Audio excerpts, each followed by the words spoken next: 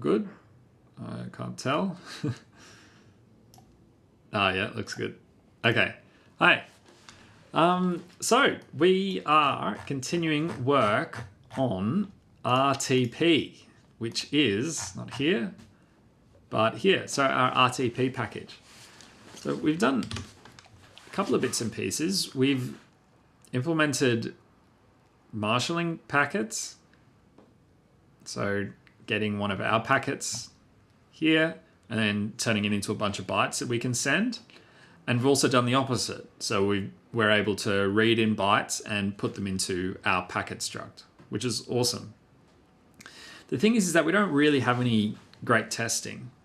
So one of the ways to test I thought of was actually having the payload here as text, which is actually, there's actually a specification for that.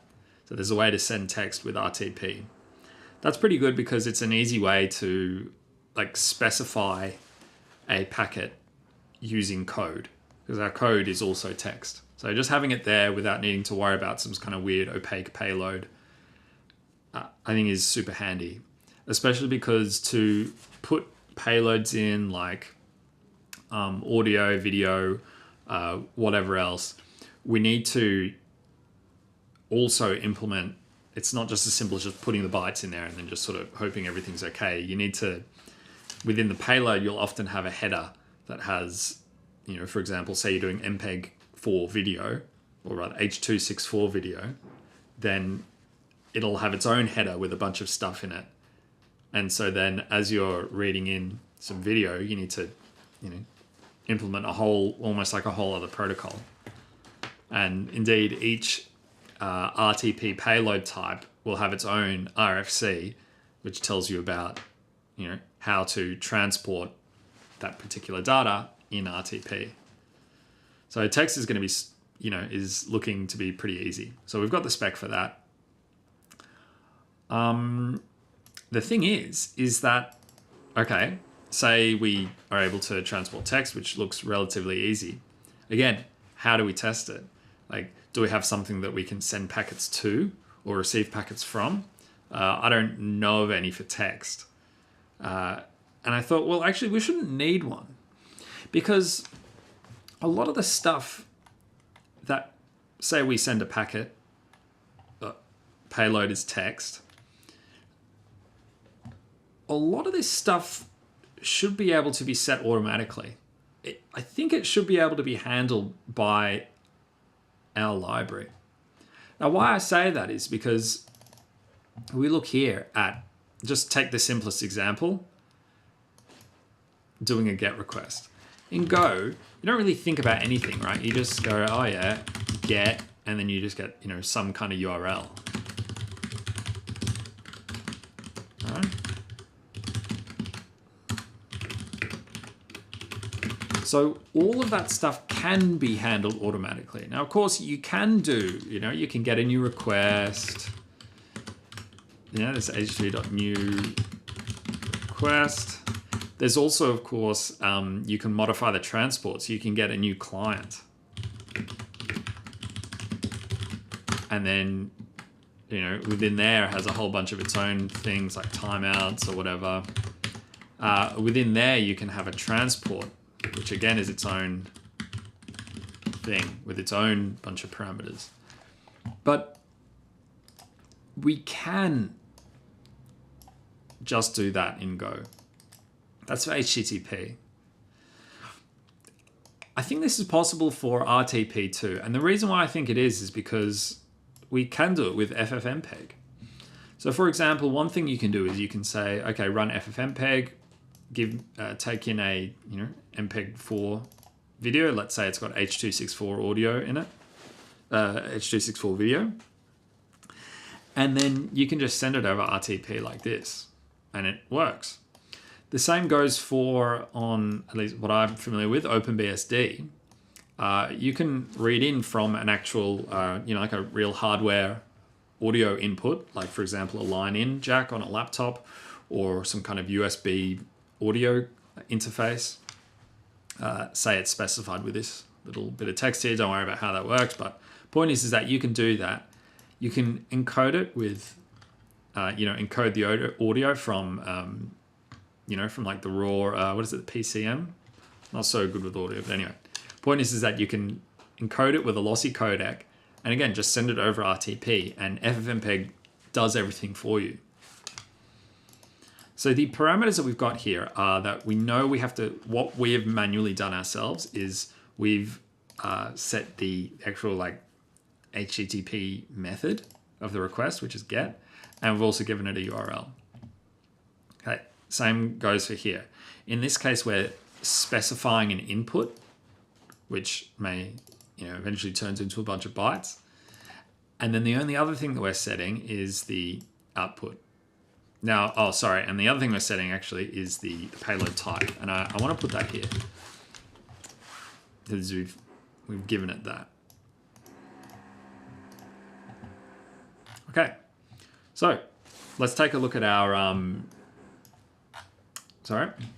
let's take a look at our package. This is sort of a draft sort of interface thing that we've almost kind of have, but not really. But in this particular example, let's put you over here, here, here.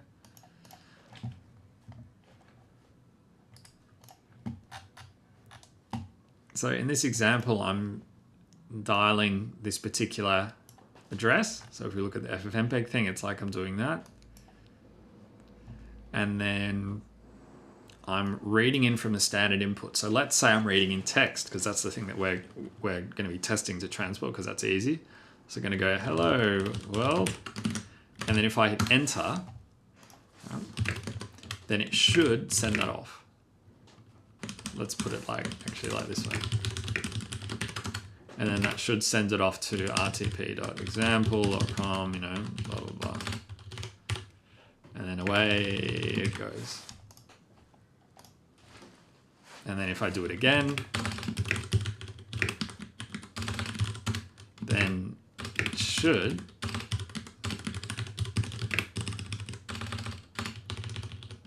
send it off. So that's going to be our packet.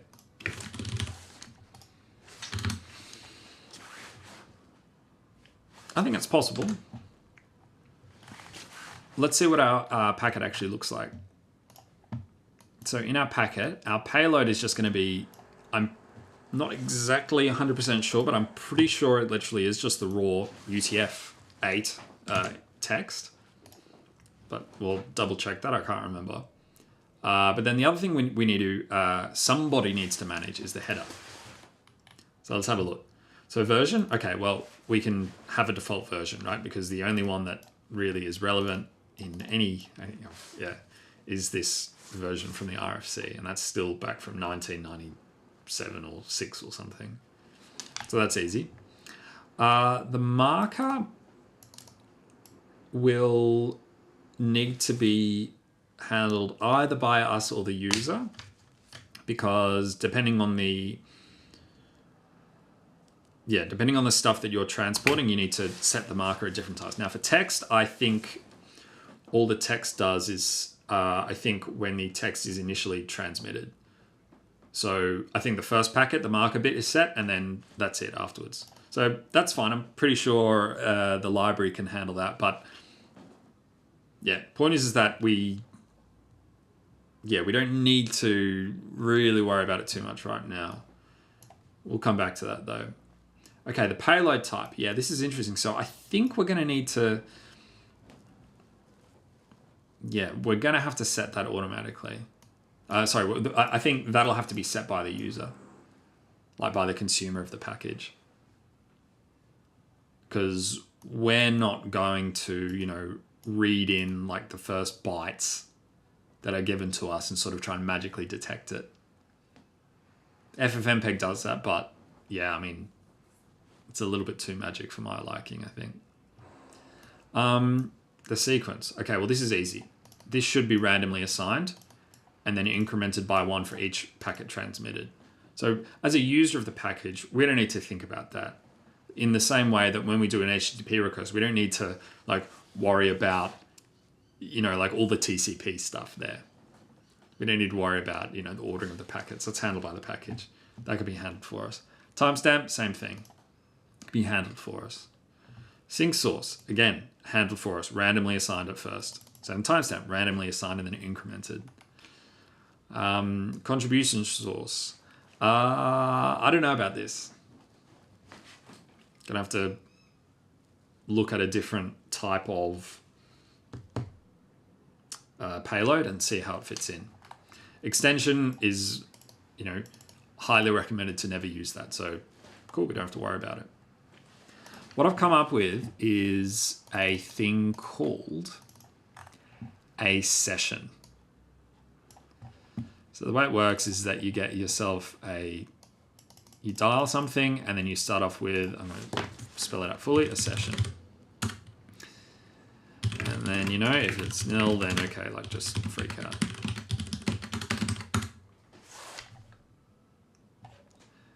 The bits of session that we are exposing are, will it come up here? Yeah, sweet. Hey, there we go. I think we need to, on a session, we need to be able to set the clock rate.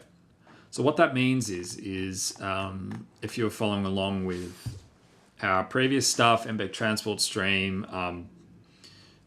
basically every package we've dealt with has timestamps in the data.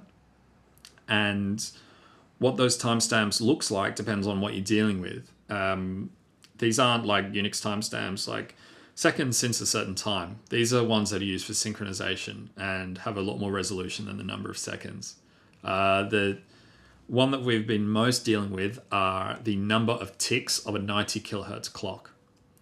So what that means is that every second you've got, 1 divided by 90,000 seconds. So that's 1 tick. For MPEG payloads, that's the clock that they use. That's how they time stuff. They use a 90 kilohertz clock. For something else that I worked with, you have, actually for MPEG transport stream, they use depending on how you work with it, they use a 27 megahertz clock, which is very precise. For GSM audio, so that's old 2G phone calls, you can transport that with RTP. They use an 8 kilohertz clock. Why we need to specify the clock rate is because otherwise the session won't know how to increment the timestamp. So depending on how much time goes by, we need to add that to the timestamp. But we're not doing it in terms of seconds. We're doing it in terms of how many ticks of a clock we have. So I think that needs to be set somehow. Not quite sure how it's going to work, but what the nicest way is. But I'm feeling like for the moment if we go back to my sort of FFmpeg theory, I'm guessing here that it works it out based on a combination of the protocol, the format and the codec that you're dealing with. So for example, here FFmpeg knows, you're writing Opus audio. Okay, well, when we do Opus audio over RTP, the clock rate is, blah, blah, whatever. Same for H.264 or MPEG. Video, the clock rate is some set value. So I think FFmpeg just has, it just knows that stuff. So, however that's going to be stored, I guess, for us, we could just have a big fat, a map in memory or just a big struct, or I don't know, really what we want is a table or something like that. We just have just a table. So that's a fixed size array. Have a way to look into it, search for stuff, that sort of thing. That means we might want to put the payload type in when we're dialing stuff. We say, hey, we're going to do an RTP session of type this. We'll see.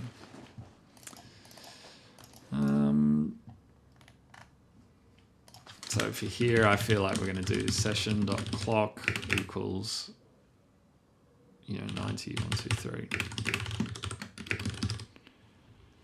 Now, that's a bit shit, but, you know, whatever. Then, when we actually, you know, have our packet, maybe the only thing we really need is that. In fact, at this point, do we even need the payload? Can we have that at the beginning as well?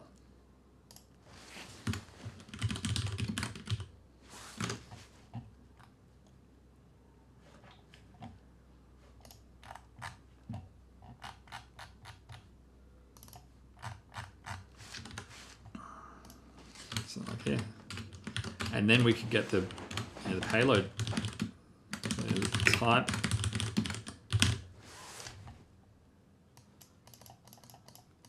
Have something like, if it's 0, you know, then,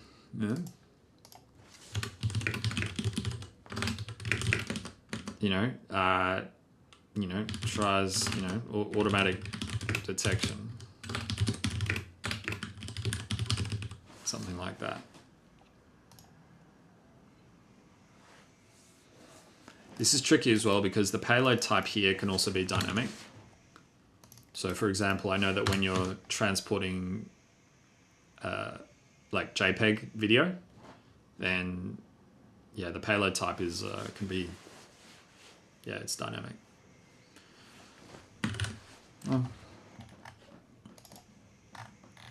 Anyway, that's basically the design so far. That's what I'm going to go with for now. It's going to change, but I think this is going to get us enough to be able to do a like in an actual SWIL 6, a payload type object. Oh, like maybe a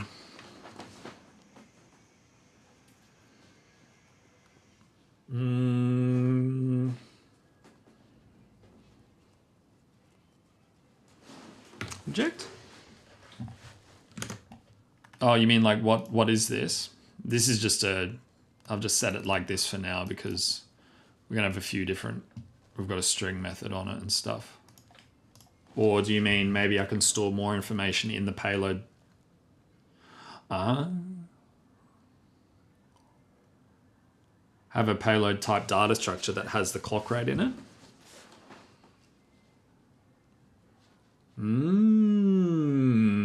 That is a good idea. That's a good idea. And then if we, okay. Let's sketch it out.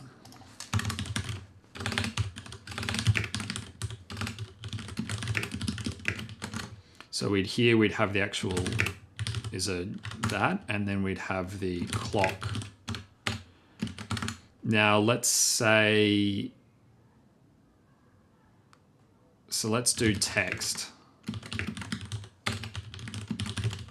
Would be, the type is, sorry, no, let's do mpegts. So that would look like this. The payload type is, like 30, yeah, we would do payload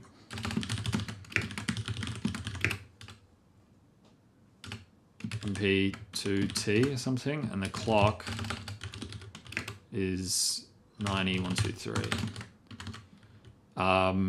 Let's do another one, GSM audio.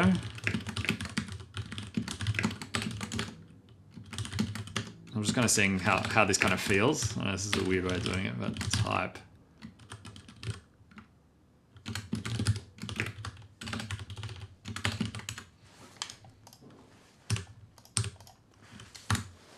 Okay, now we need to look at the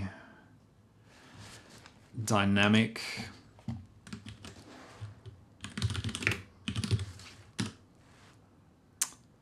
this is actually an easier because it's got a table of a bunch of stuff. Now we've got some ones with, fixed values and fixed clock rates, but a lot of them take advantage of, I think these ones. Yeah. So for example, if you're doing like H.265 video or, you know, this G7, so like VoIP audio or whatever, then it has a fixed clock rate, but yeah.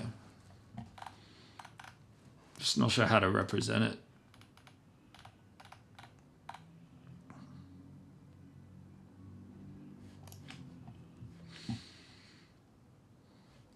For a given session,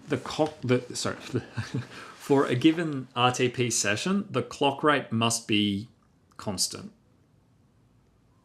That's for sure. I'm almost certain of that.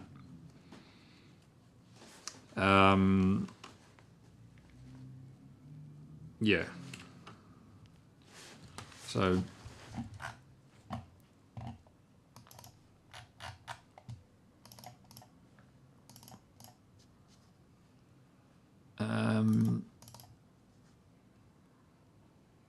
yeah. Const.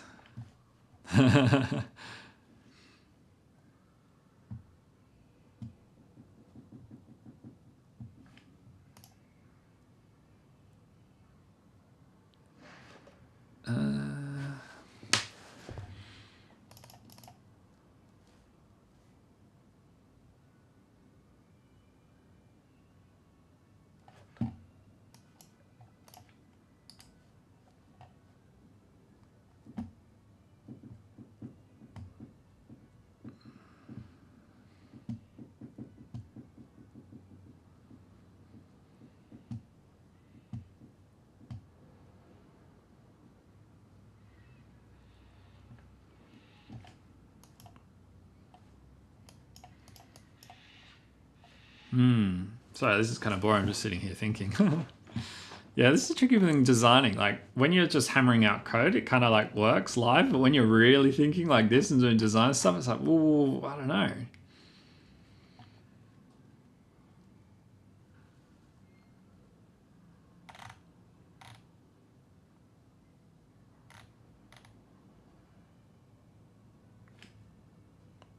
Definitely need like a table. So, you know, clock tab, right, is a something of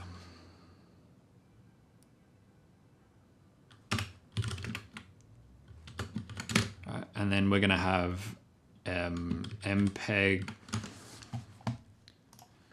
So here's what this could look like. So say we got this.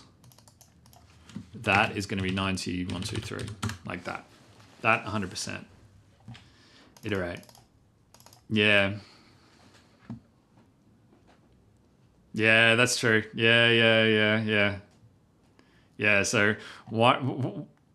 Yeah. Okay.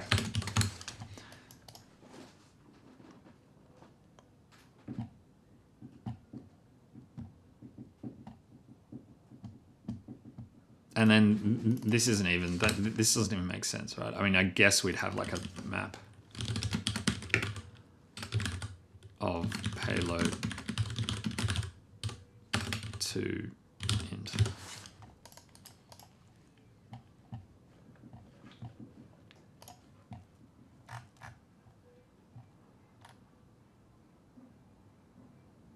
Okay, let's do this and see what it looks like. So my thinking is that once we've got a session, we can just start, you know, blasting packets out to this thing and then just basically just seeing what happens. And then we can have it in our test.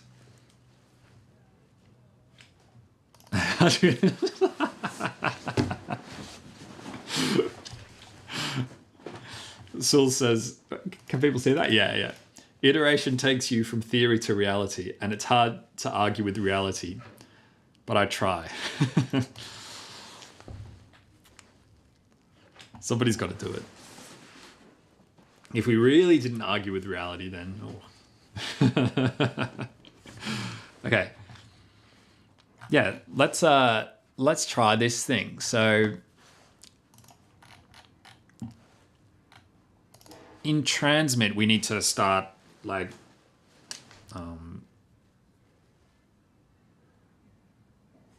in there, we're going to need to manage the session.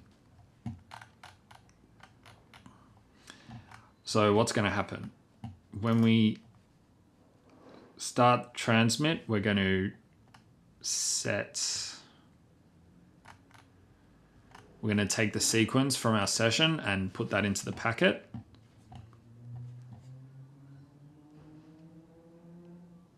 Don't know why we increment, but anyway.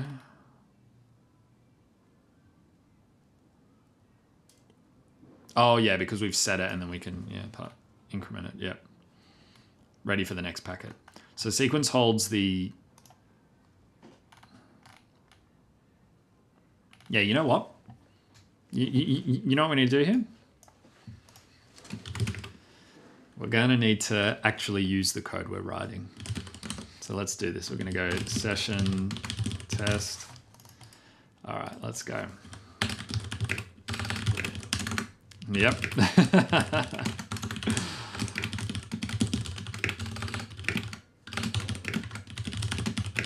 Okay. What we're going to do, we're going to set up like a transmitter and a receiver and just send one packet, and we're going to say, okay, I expect to see the values in the header at the beginning and at the end. And if they're not what we think they are, then fucking let's work shit out. Ready? So how do we make a new session? Let's read our own documentation that I haven't even, we did this as a, so for anybody else watching, this is the sort of, I didn't plan to write all of this stuff. It just kind of happened. So yeah, I need to kind of go back in my memory and see what we did, but this looks pretty normal Go to me. So I'm just going to dial the, okay, so session.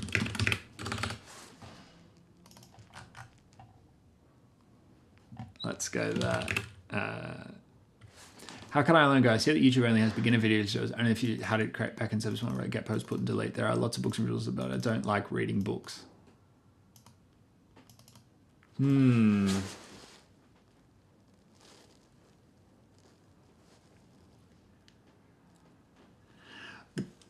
problem that, look, if you don't like reading books, that's hard, because reading books is a lot like reading code, which is a lot like learning a programming language. Yeah.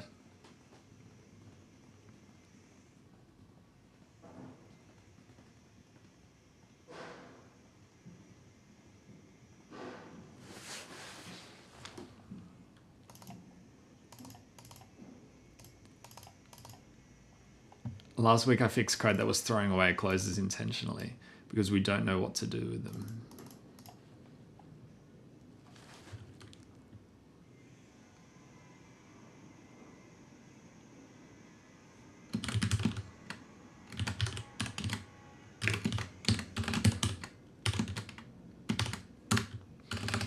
Let's just do RTP6 because,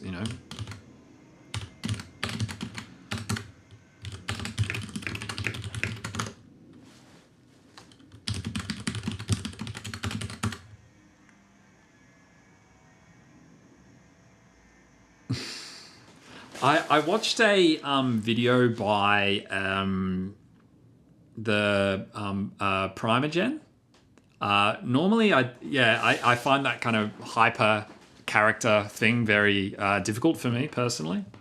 But there was a really he went through an interesting article by the creator of Ruby on Rails and a whole bunch of things. That's Daniel Hans, whatever. But yeah, it's about like there's an attitude that like around that is, I think, it is all a bit much, yeah. No, I know. I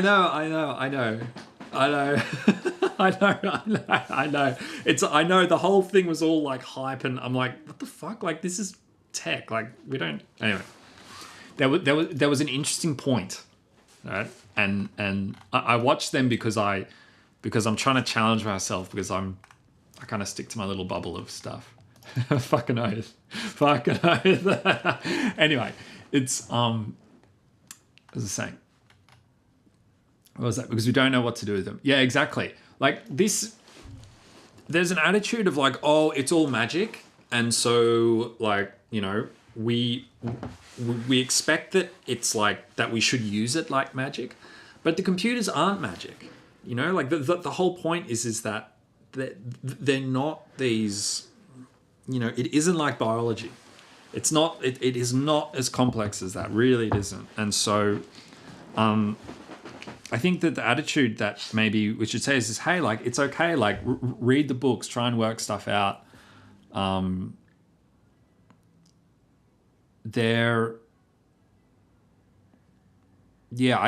think we should, I don't know, like, I feel like there needs to be like promotion of like, hey, like, if you really don't know something, then like learn about it. Yeah.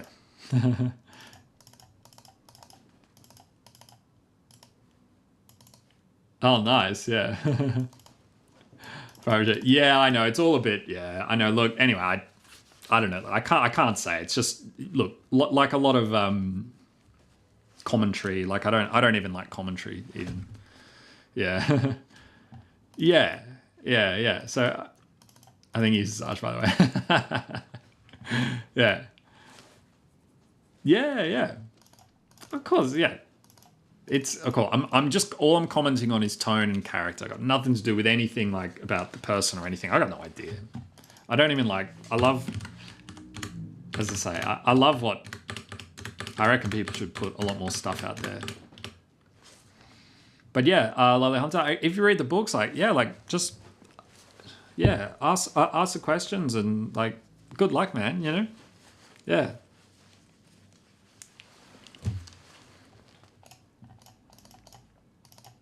Okay. Now we have a UDP connection in here because I've done this. I want to find the port that we're actually listening, or that we're, oh, hold up. No. I do need to, sorry. Okay, let's set up a listener first. Or in our case, not really a listener, or do we want that? Yeah, listen packet, I think is what we want.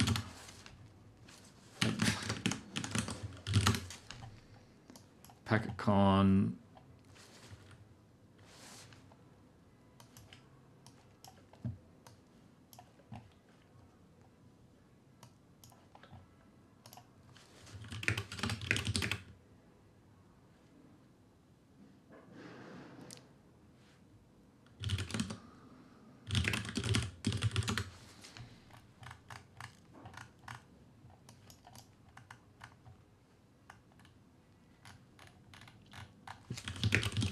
Always forget what this net address looks like. I know it's so ridiculous, but yeah, the string. Yeah, okay. All right.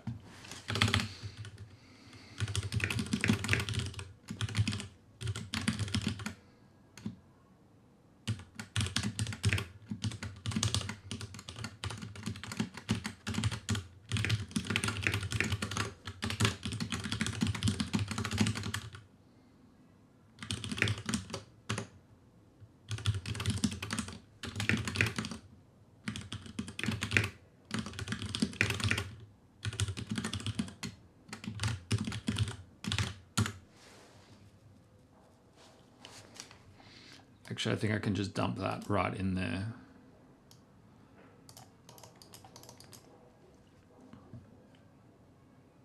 Right? Local adder. Local adder. And the string.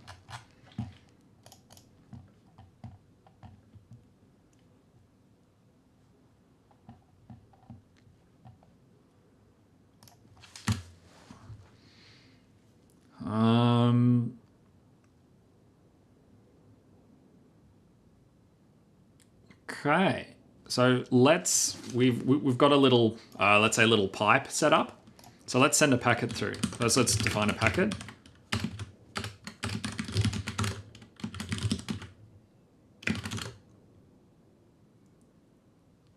Let's go, don't really need that. Let's go header.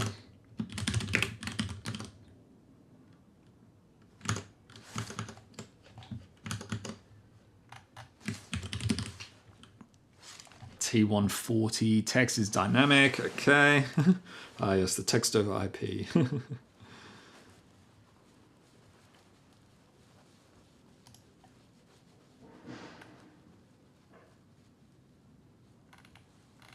remember what the value is.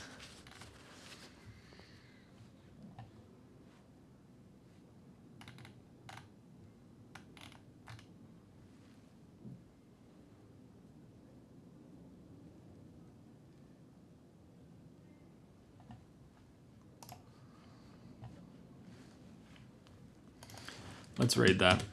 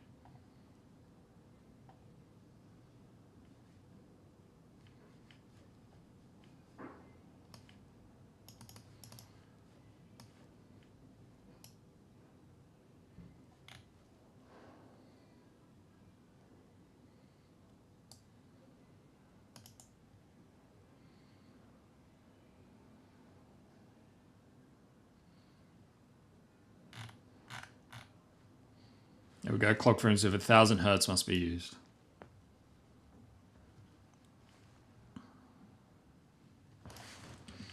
Let's store that. We're going to have to, yeah, this is going to need a bit of a rework, but all good. Text. Where's our,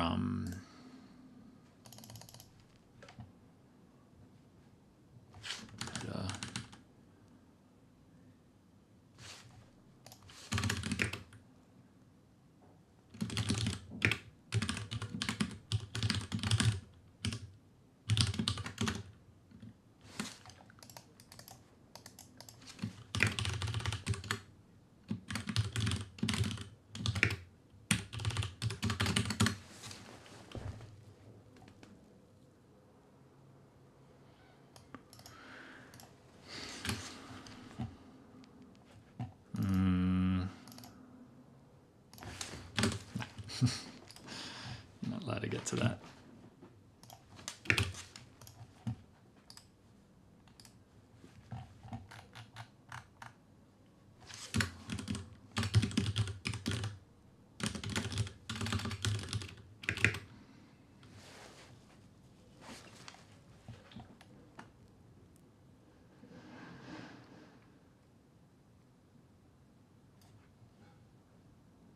Here we go. The marker bit must be set for the first packet pretty much. May be used for refined methods for detection of loss. Yeah, okay, so it's...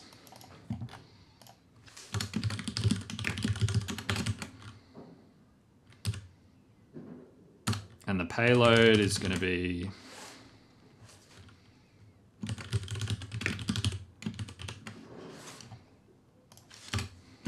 that.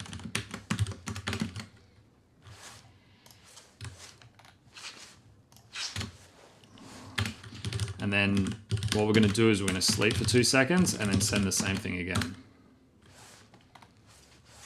So that's what I'm thinking. That's how this thing's going to work.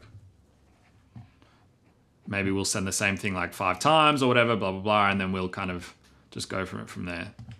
What does M stand for? That's the marker bit. So that's just a way of how that's interpreted depends on the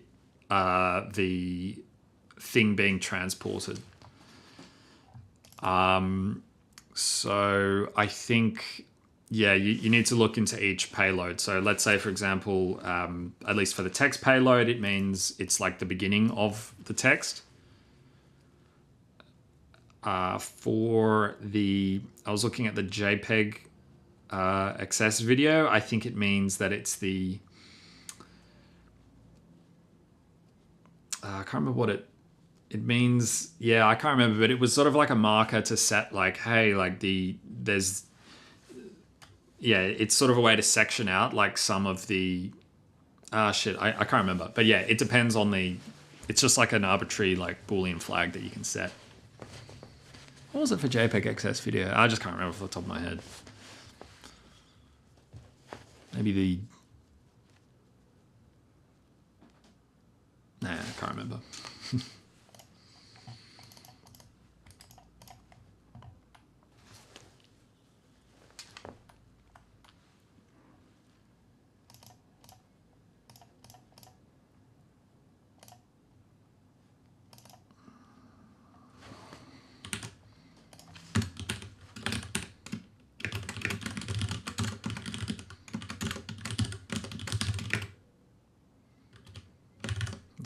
set the type marker. No, not even that. So I can just do that and then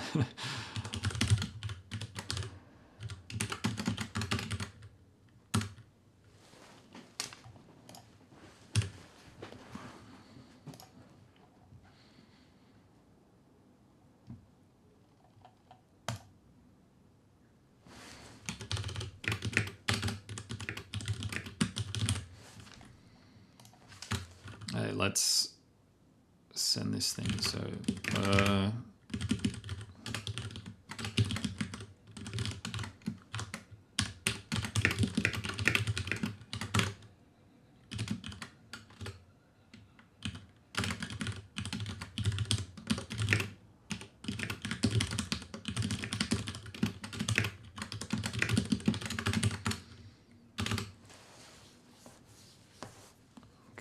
and we can even just do 1 second is fine, I think. And then we're going to receive from it as well. So we're going to read in from there. So what's that? Doc. I think it's read from we have to use. Yep. Good. So n underscore okay.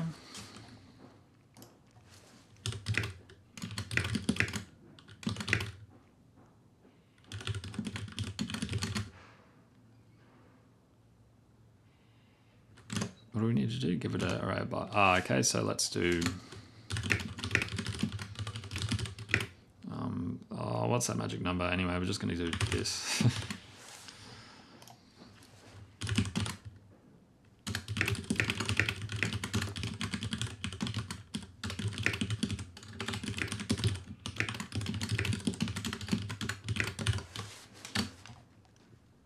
Now, I don't know how to. Yeah, not sure what the size of it is going to be, but that's okay. So buff equals. Okay, so now we're going to read our packet.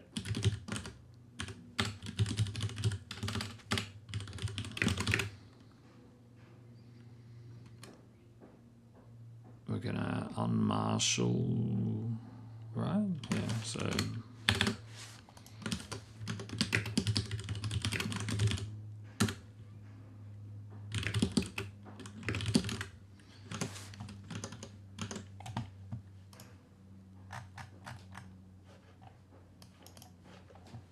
Okay.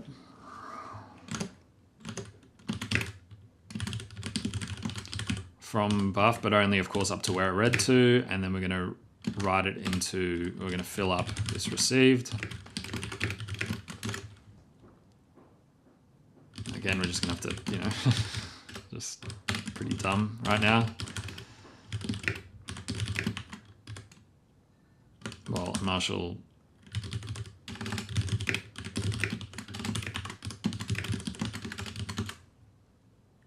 Okay, now we can do our just some testing.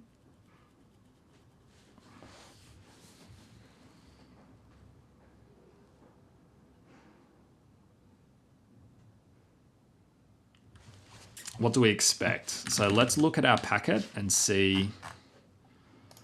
Let's look at the header. So we could just do some. Yeah, this is going to be some dumb code right now because I can't really. Yes, 1492. Yeah, that would actually be better. Yeah, but even then, what about IPv6? Like, don't I need some extra bytes there? 13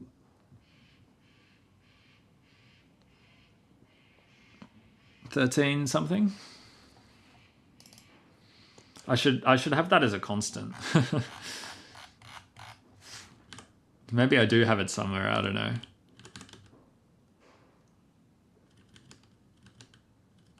Because the M128, yeah. So 128 says 32, 64.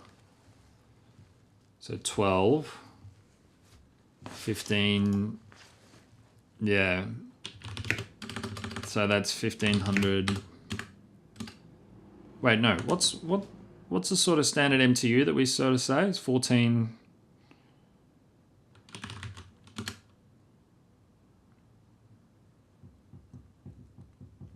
16 bytes. So, oh, so that is 1492 then.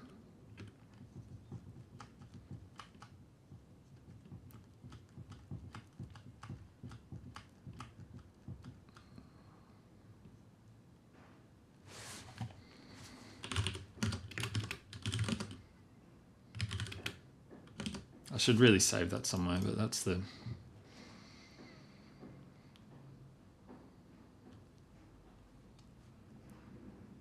Anyway, I'm too much in another domain. I can't think. Okay.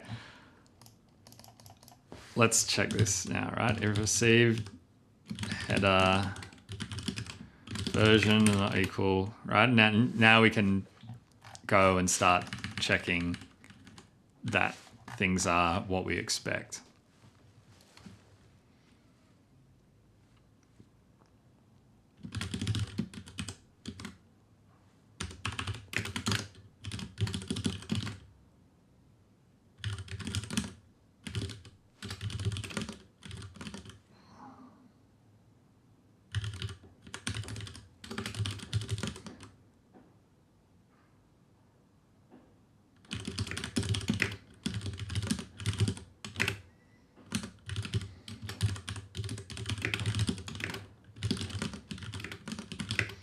Should we do a...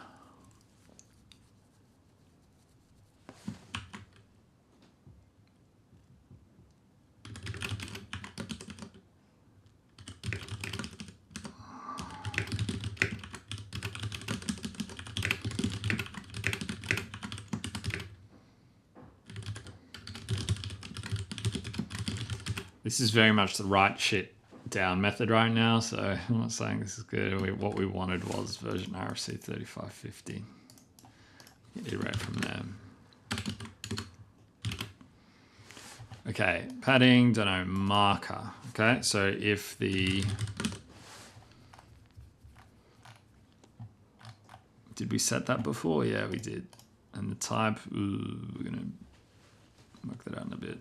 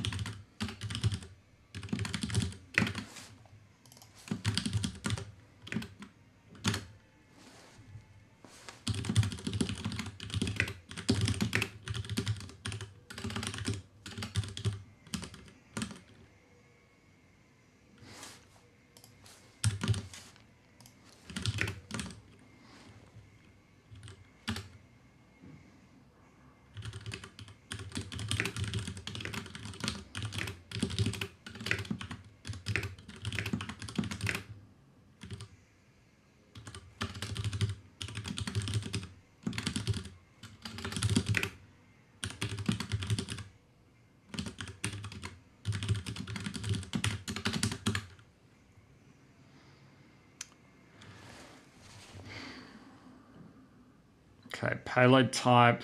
Ah, yeah, fuck it. Let's just type it, and it'll kind of give me a bit of time to think about stuff.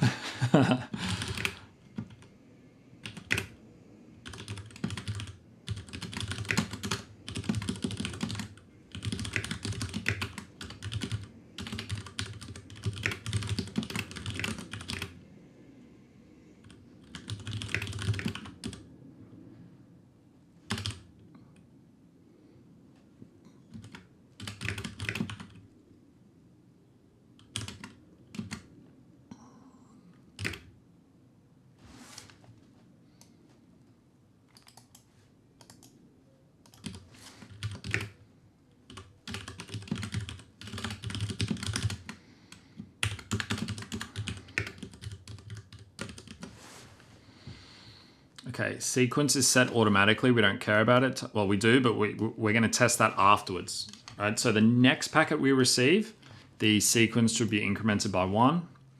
The timestamp should be incremented by a value determined by the clock that we've set. So we're going to test that as well. Sync source should be exactly the same as the first packet, but we're not testing that yet, so we will. Contrib source, we don't know yet. Extension, yeah, is always going to be nil for us, and pretty much every other protocol, since that's very recommended by the spec apparently. So I think we're good. Let's just return there and see what that kind of looks like. Yeah, we'll just do that.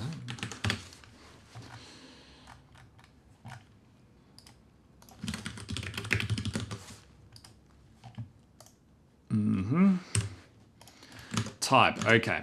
We need to work out what this is. So the type for the text payload is specific to the RTP profile under which the payload format is used.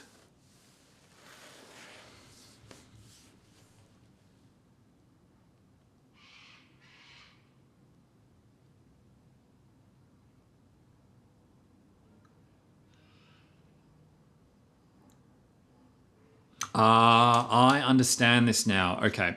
So what this is saying here is that, for example, often you're not just transporting in like a like communication session. You're not just transporting text. You're going to have like audio along with text, or you're going to have video and audio along with text. So you're meant to kind of, so text is there as kind of like an assistive thing. For example, with, they said like people who are hard of hearing. It's actually kind of interesting now that I think about it. Yeah. So this is, for example, people who are deaf or whatever. Then, yeah. So then the actual payload type, for example, would be whatever is used in, the particular audio that you're transporting. You'd use that payload type, and then you'd have this text RTP session, and then that would use the payload type of the, let's call like the primary session.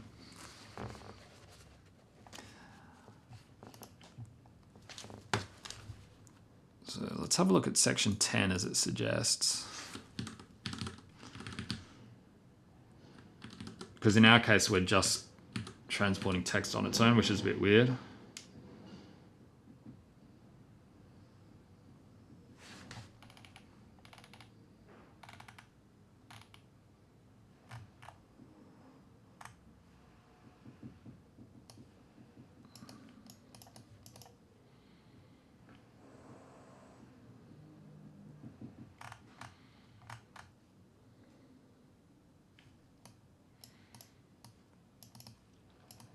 It's named T140, so we just don't know what the number is.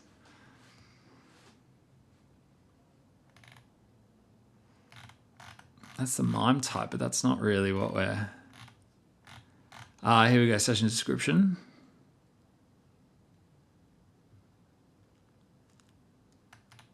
Yeah, okay, when the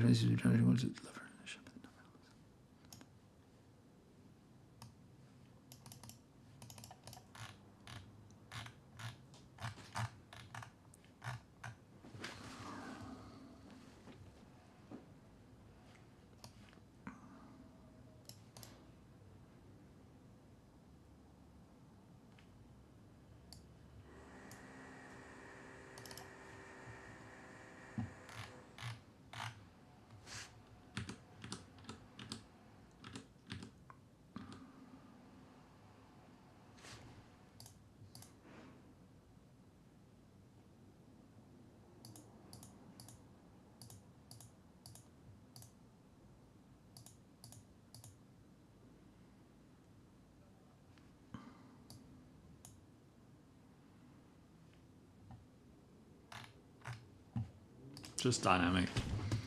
I don't think we can. 1,000, the CPS. Commonly used to describe RTP sessions. When SDP is used to specify sessions,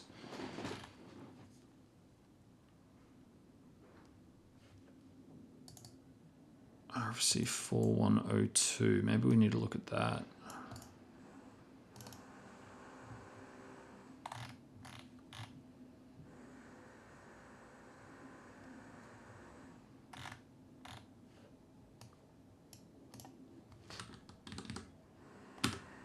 Okay, it's just dynamic, so let's just do a random number. Here we could actually have a function that gives you a random number because there's a range that you need to do it in. So for example, if we go back, so again, this should be probably, yeah, see, it's going to be between,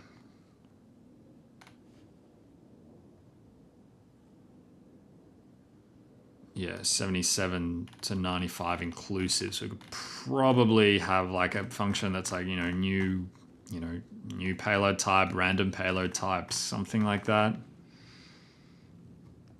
Oh no, sorry, 96 to 127 maybe.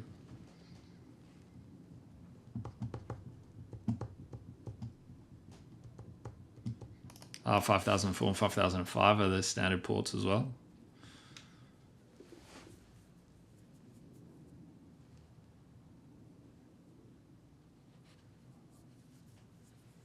Yeah. So what's this 96 to, sorry, what's before that then? The 77 to unassigned, RFC 3611. So what am I looking at?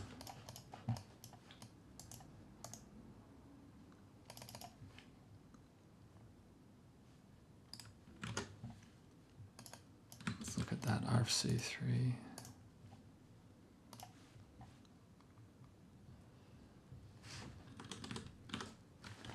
'77.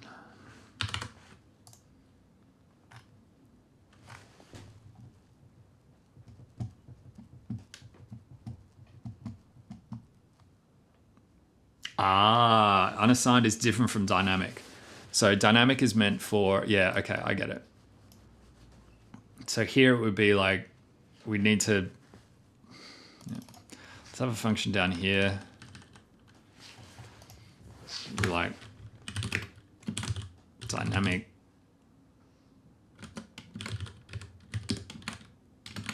I don't know, yeah, dynamic. And it gives you a,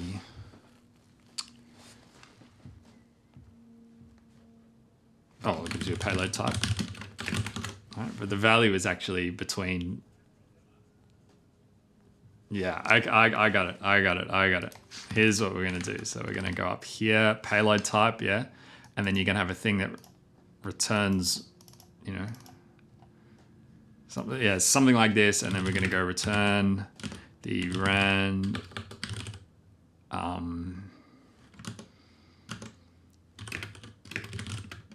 just doing here.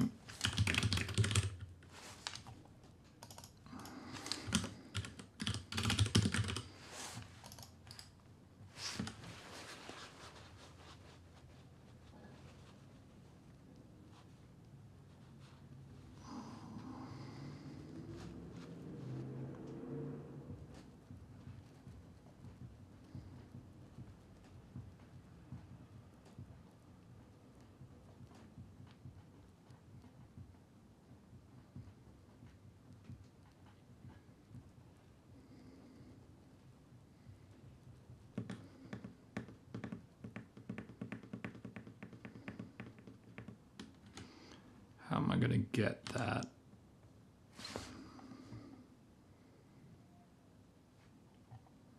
Is it the source? No, it ran maybe, yeah. Rand.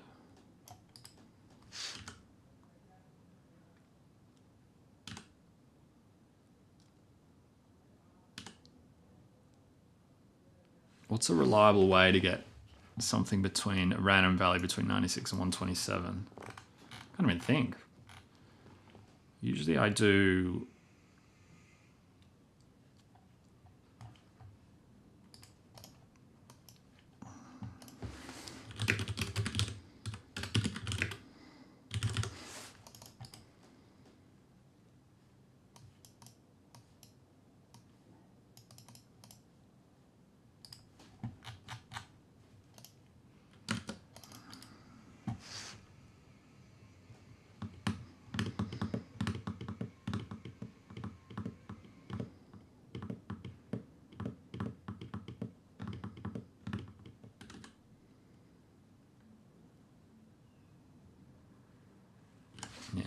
So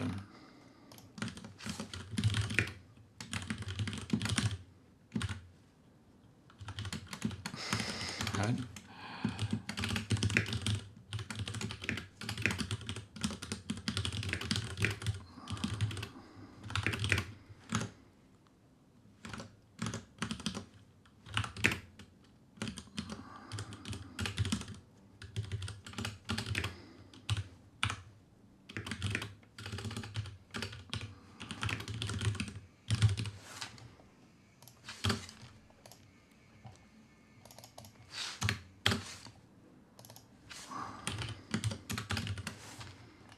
There we go, magic.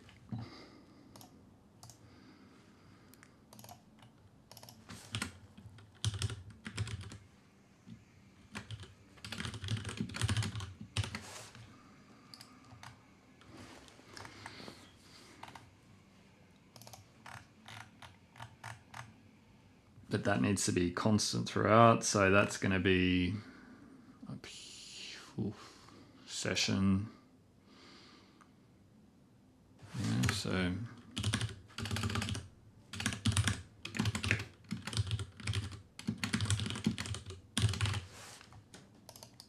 let's store that in memory and just dump it here. And then, yeah.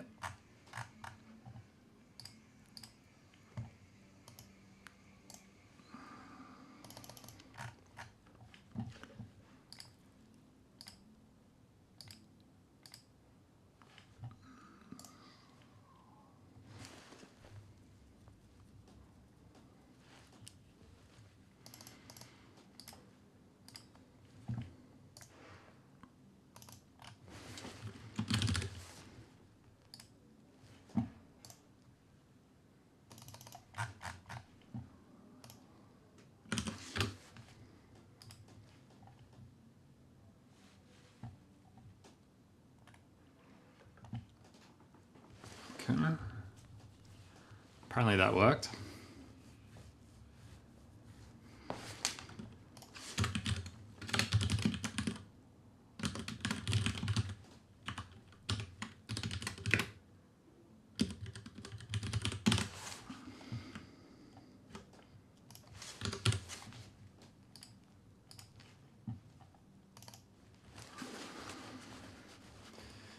True, okay. Sequence, all right. Timestamp, whatever. Sync source, yeah, whatever. Contribute source, yep, yep. Payload is, yeah, okay, whatever. Cool. Let's print out what we wanted.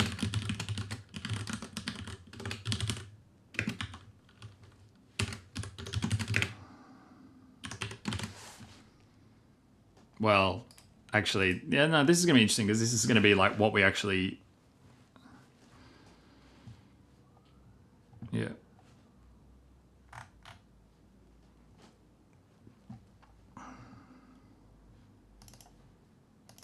Type unknown, yep. Now that actually isn't unknown. What it is actually dynamic. So what's going to be, what I mean is that when we do the string method on the payload type, it's not actually unknown. It's actually just, you know, like that, or then, you know, we're going to go like if is greater than or equal to 96, or rather, yeah, you know, if 96 is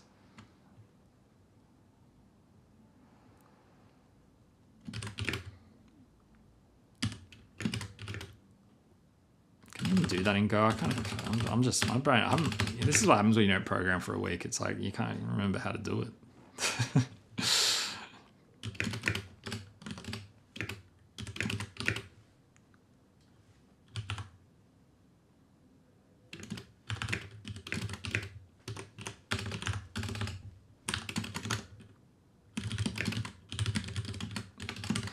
There we go. Yep.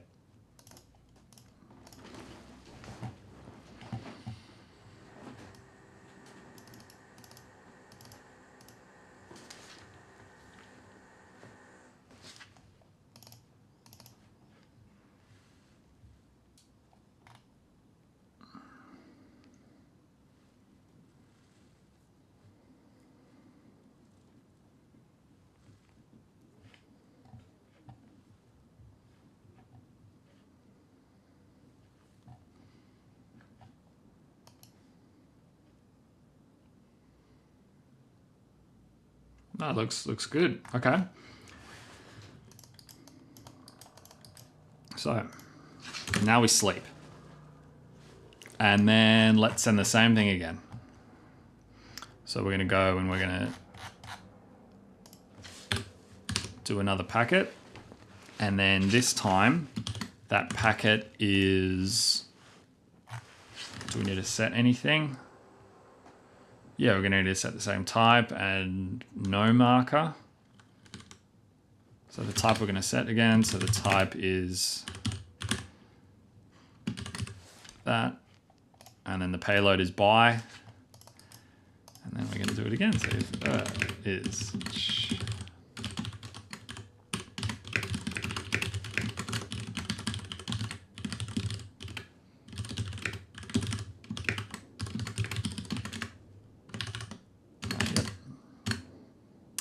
Okay, and then we're going to read it back in again. So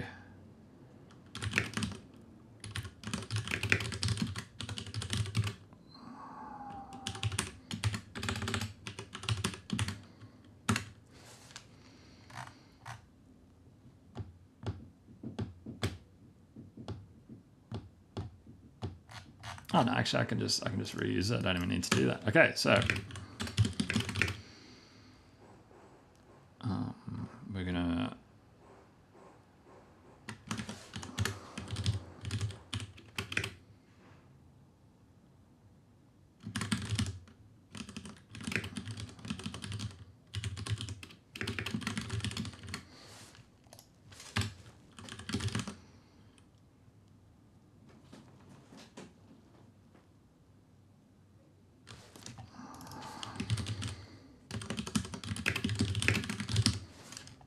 yep.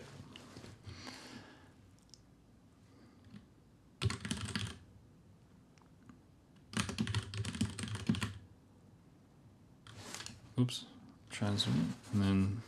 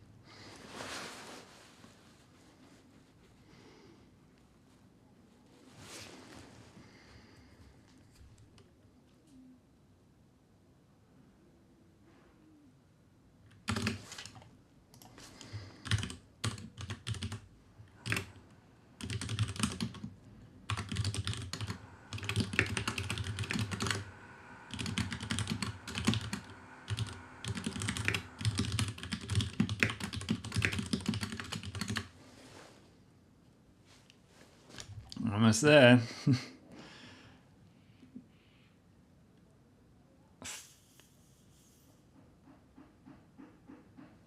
Yeah, okay, now we're good. So now we need to check that the packet that we received, we're going to check the values of the second packet against the one that we initially received, because we want to see some things incremented and some things not.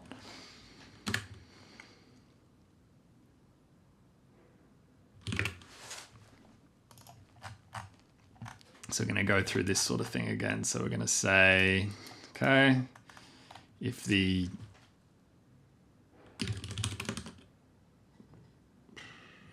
second, the packet, the header version maybe, dot header dot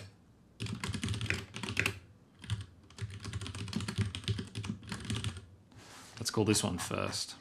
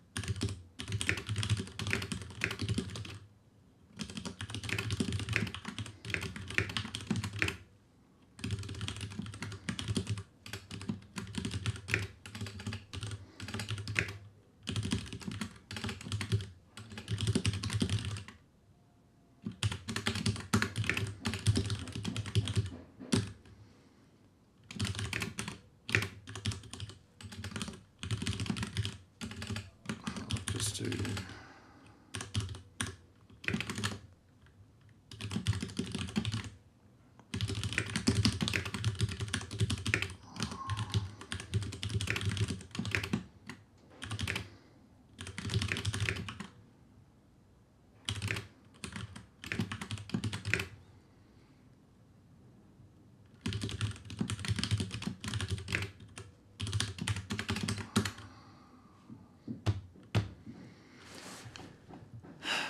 All right, keep going down.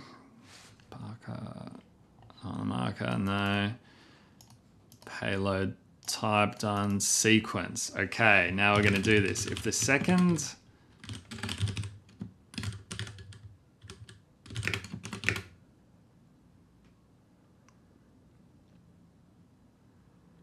right, it's the first plus 1. Right? That's what we want. So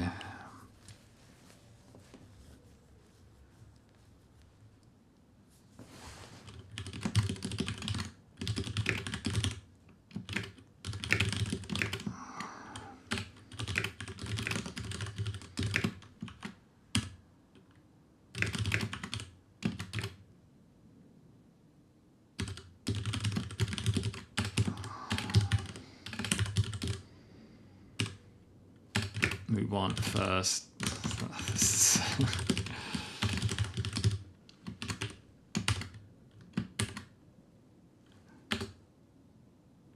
what we want. Now what else do we want? The timestamp. Okay, good. All right, so let's get this right. So second.header.timestamp.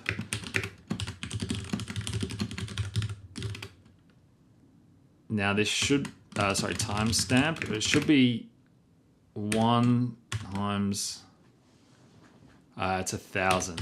So we can actually, no, let's not even do that. Let's just do 1. We know we've done a second. So let's do this. Duration is time.second. Yeah, and then let's do that. The time between, or the yeah, let's do that. So duration times the actual session clock rate, or the session's clock, or whatever we want to call it. So the session.clock, there we go. So session.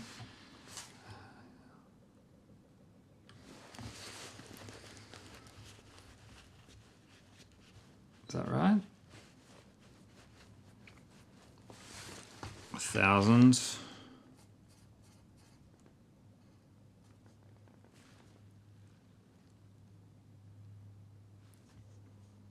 No, that's not, anyway, not quite right, but because the duration is actually the number of nanoseconds as a 64-bit integer. So the clock we actually want is, the value that we want here is actually, so the duration times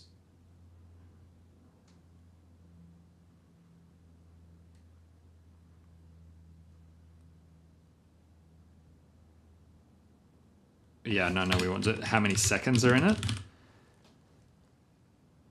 and then by the session.clock, like that. So really need to tidy up this code, but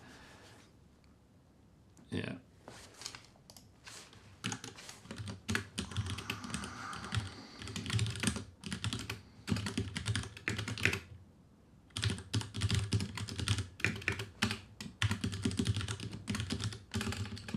Like that.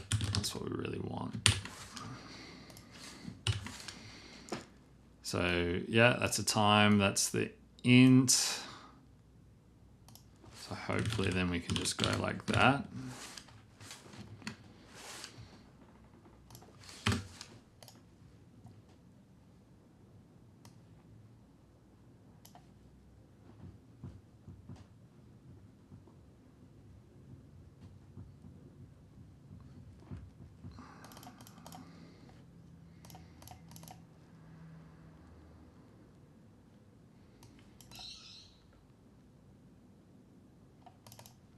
let's define it as the number of ticks actually.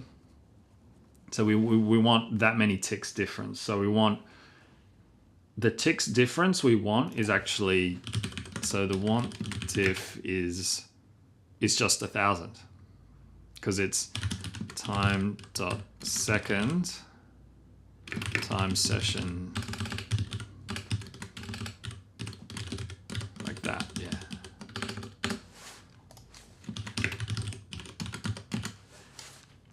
That's the difference that we want. So what we want there is if that plus that, yeah. My head's got a bit all over the shop here, but anyway.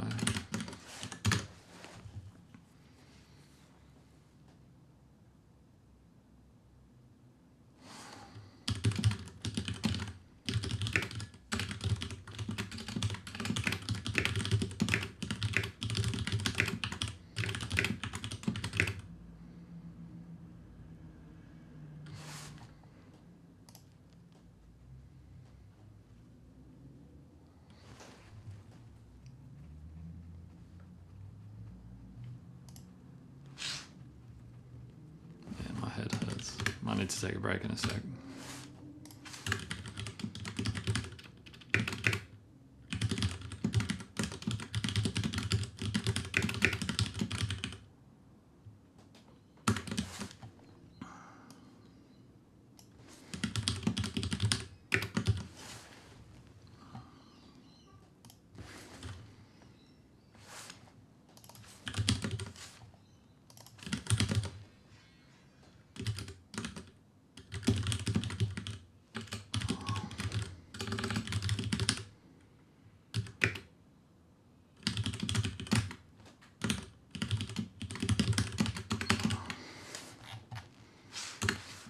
Okay, sync source is going to be the same, so let's just do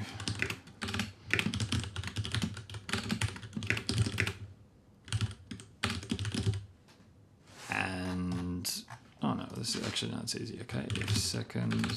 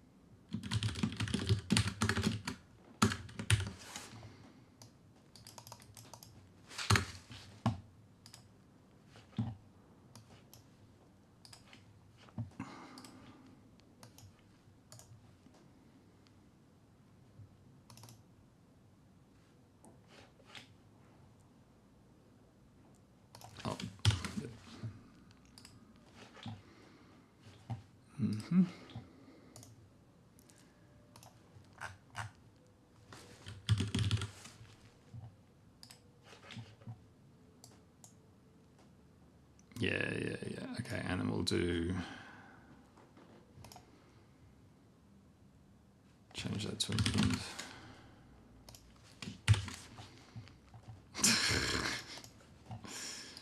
Silly.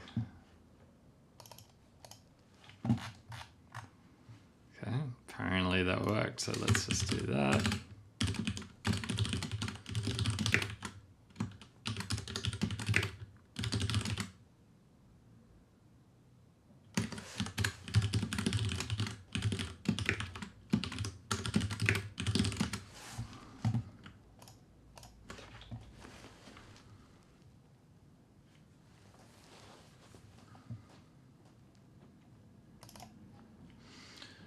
On 5986. Yeah, that looks good. Yeah. And the sync source is the same. Yeah, great. Okay, looks like we got it. So that's pretty cool. A bit disturbed at how long that takes. Oh no, of course it takes that long because we sleep for a second. We could do 500 milliseconds.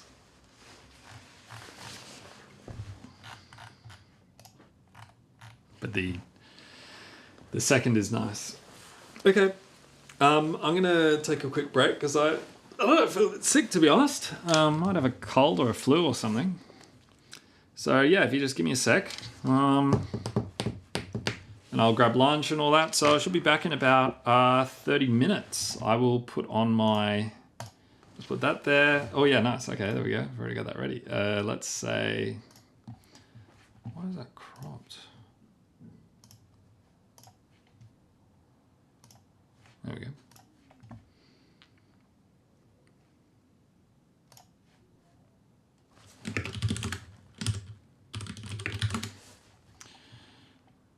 Oh, actually, yeah, I will be back at 5:30 UTC. Yeah, that works. Okay, cool. I'll just that, and then I'll put my little. Oh, I haven't got my gophers here, but that's fine. I'll just put this on. Sign up.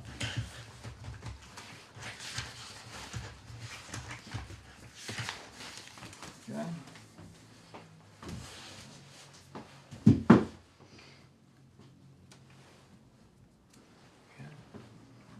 Fall over. Okay.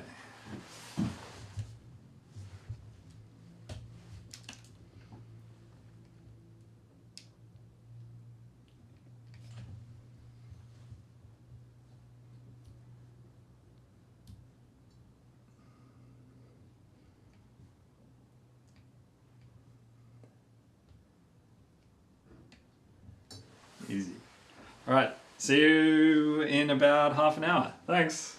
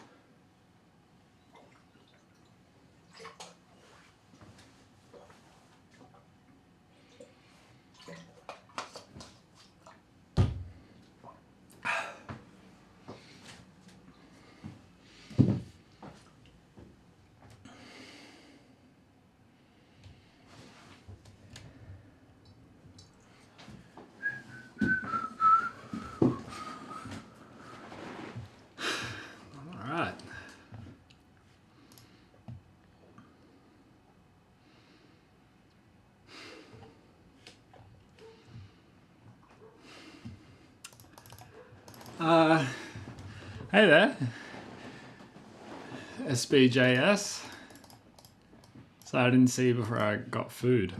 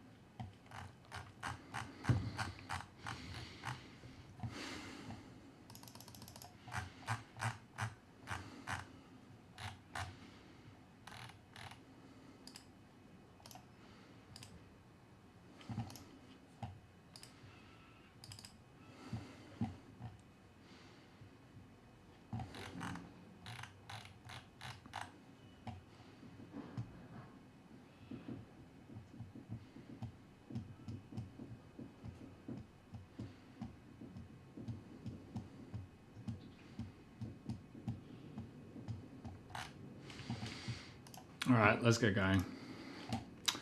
Back to work. All right, so I feel a bit better now. I think I just needed some water, and also I think I was getting a bit of a migraine from the sun, so you can sort of see why I'm wearing sunglasses as well. Oops, oh, fuck me. Okay, there's the coffee. Hold up.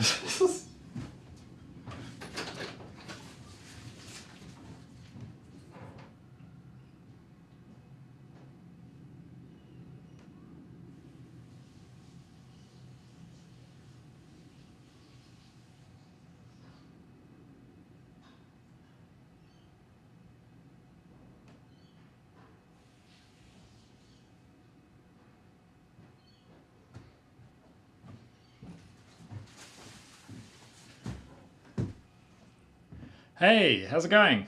Sorry, I just spilled coffee on the desk. Hold up. Okay. Oh, wow, that sponge is amazing. Okay. Let's try that. Very good. Oh, what about the cup? Okay, that might be all right. Let's do that.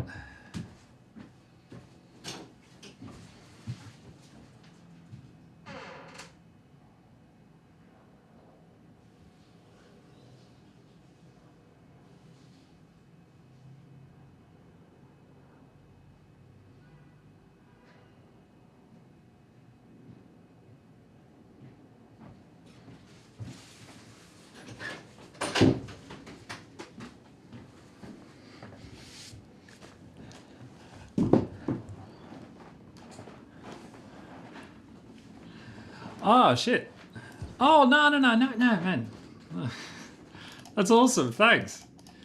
Yeah, it's, yeah, that sucks. And like a cold in summer, yeah, those are bad, hey. Because it's like you want to be outside, but you can't. Well, I don't know. That's how I feel.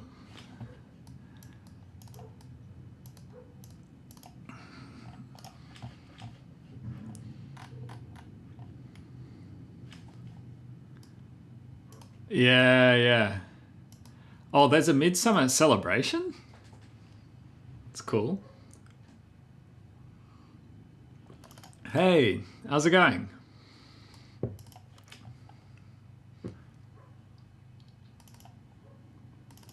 Yeah, right.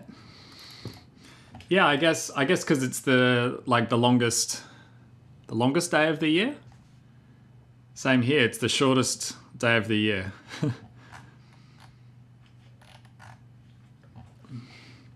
Virtual Gopher. Hey, what's this virtual 355?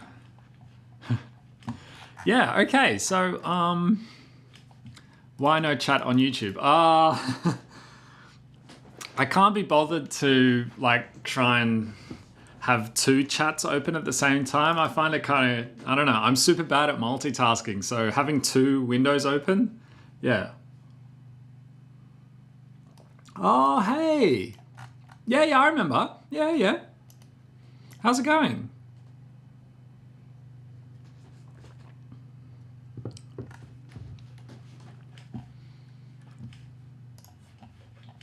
Yeah, that's cool. And oh, wow. Amazing long days in summer, right?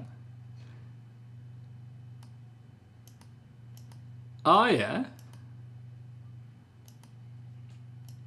Well, yeah, look, this don't need to combine both. Just need to basically be able to write text that goes,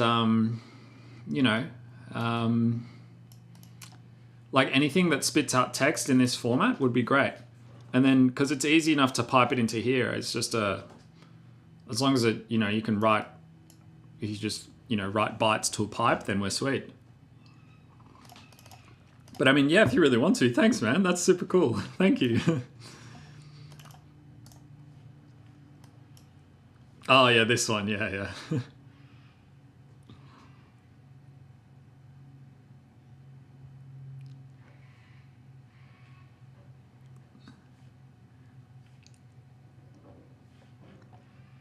I love how it's just the first thing's just bullshit.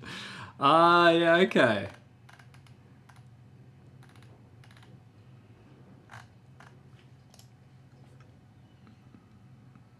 What the fuck? What is this?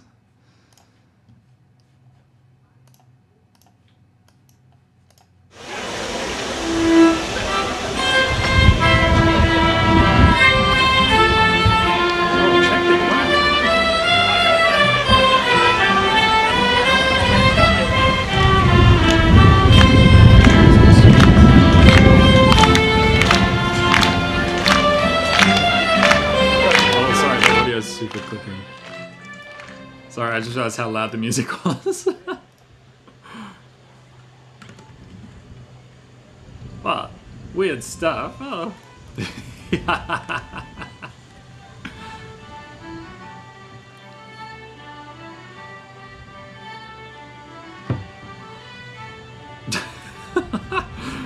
And it's old school, home video camera recording. So good.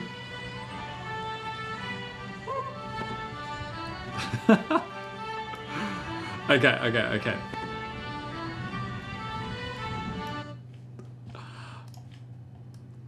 Yeah. Oh, neck deep in Java. Wow, rough. Yeah, it's true. Yeah, especially for digital stuff. That was a DV format, right? That was, I assume, anyway. Oh, 2010 actually, maybe that wasn't too bad back then, maybe. I don't know. I can't remember.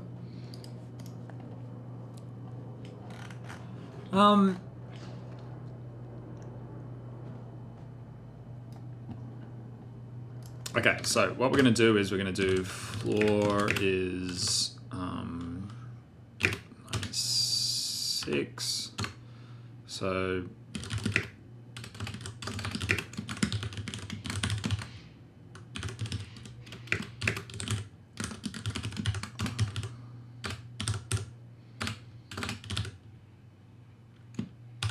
from 0 to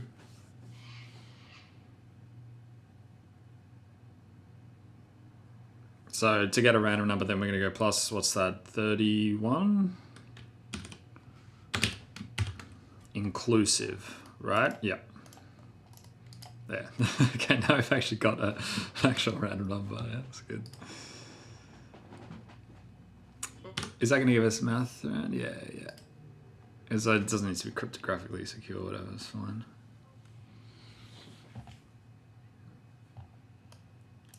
Yeah, nice. Hey, Rumble Tum Drum. Midsummer, yeah. Oh, glad. No, I don't know how you... So I'm doing Dutch accents, too. Glad.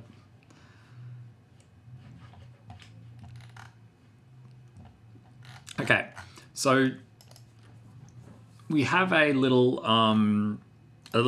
test function here, and when I say little, I mean it is little. It's just a lot of like boring code. We could probably tighten this up quite a lot. What I'm thinking is that we basically need like a function that kind of diffs the headers, and then we want like h1, h2 is a header, and then maybe the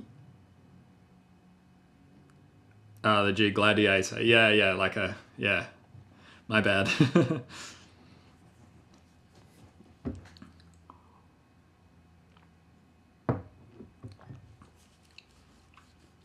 And then from here we also want the, because essentially what we want to do is find like the two packets that are like in order of one another, and then I don't know, I'm not quite sure how to do this, but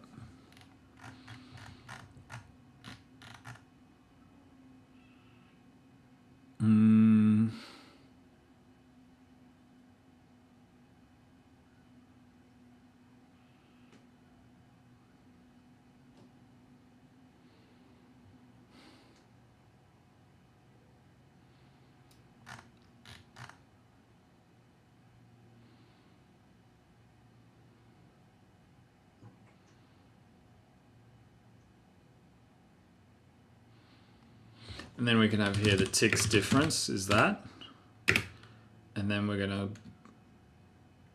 maybe just print or something like that. I'm not sure what we're gonna do here, but now we can put all of this stuff here and kind of just not have all this shit to make this a bit easier to read. So we're gonna want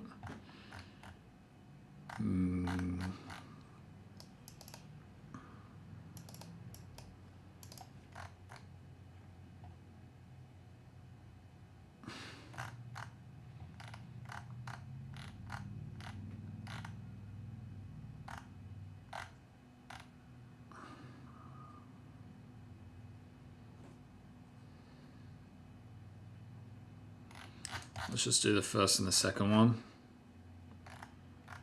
So the header is going to be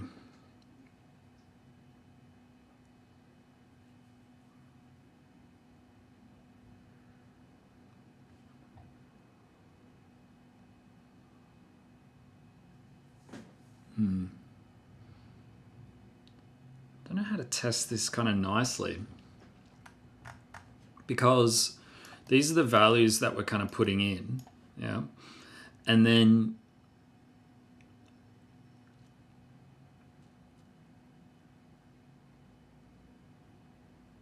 there's kind of two things that we want to test. We want to test that. I don't know. It's hard. Yeah. On the one hand, we've got the things that are actually handled by our package. So that's like the sequence, timestamp, that sort of thing. But then, so there's kind of like the actual interface to the session, and then there's the actual implementation of the session. So I'm not sure how to really do that. Because really what I want to do is test that this transmit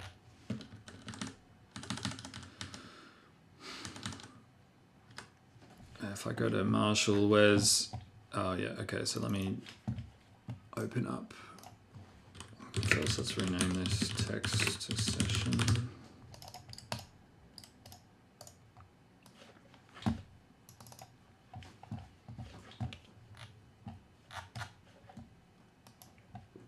So we want to know that when we transmit things, maybe we can just test the values there.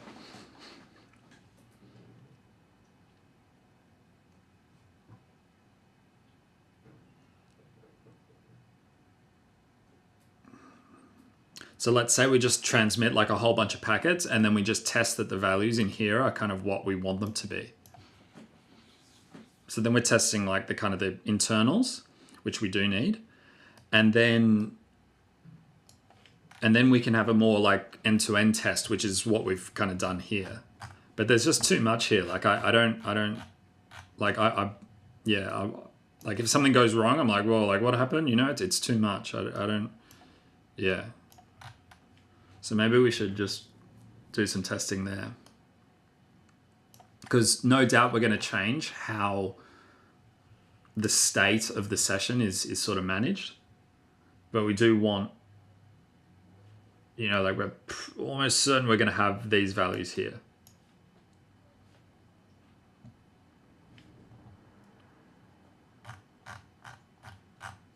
So maybe, yeah, let's do that. So I'm going to, sort of hesitant to, I mean, if I do like another test, maybe like test state. All right, so I can go, and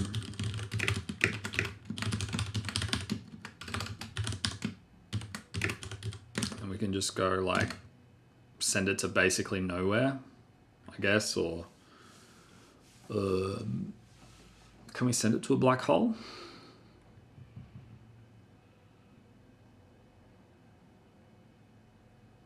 I think there's a way to...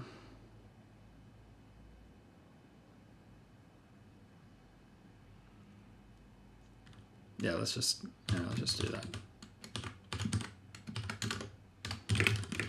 I don't want to do that and then like spam somebody's network or something, but I think, isn't there like a...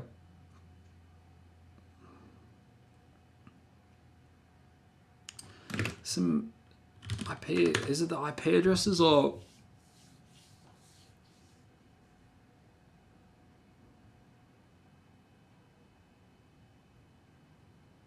nah, let's just do that. Okay, I'll just send it to... let's do this 504. Because they do tell us that that's a port that we can use. Okay. All right. And then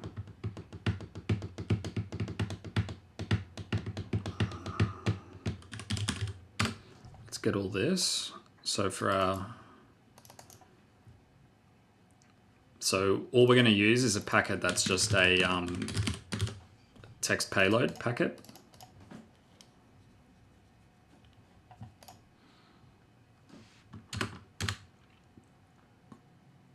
Now let's go into a little loop and send off like, I don't know, maybe like 100 packets with maybe 250 milliseconds between each one, and then test that each time we go that we have the sequence and the, you know, like the sequence timestamp in the previous that we expect. And if not, then freak out.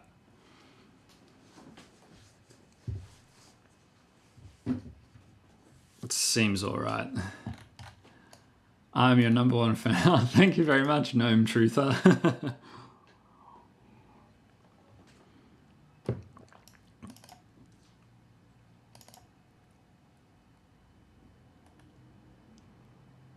Salty licorice.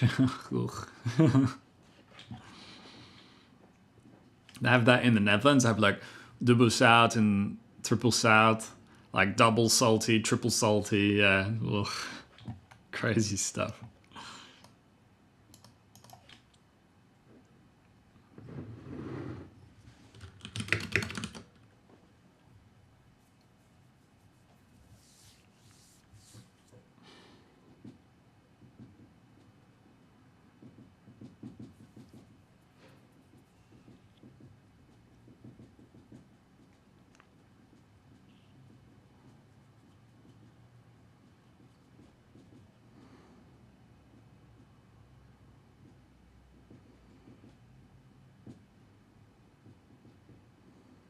Yeah, so we're going to define the behavior. We're going to have, okay, the colon, whatever, sequence. And then we want to make sure we're incrementing by 1 each time. And then we want to do timestamp.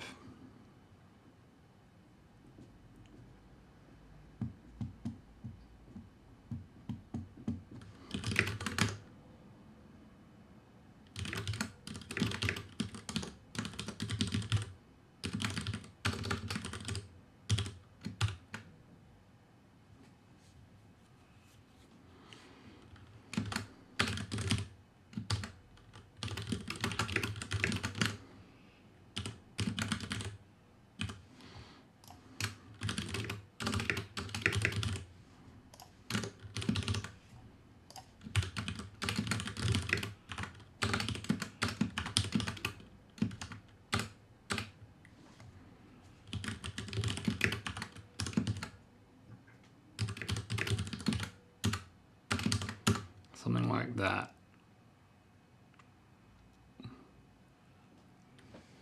One thing, one high. Hey!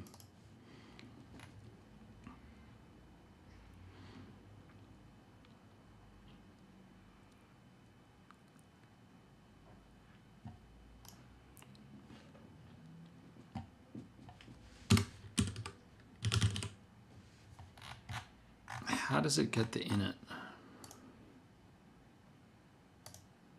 When we do that. Okay, so that means, so actually when we dial, we've actually already initialized.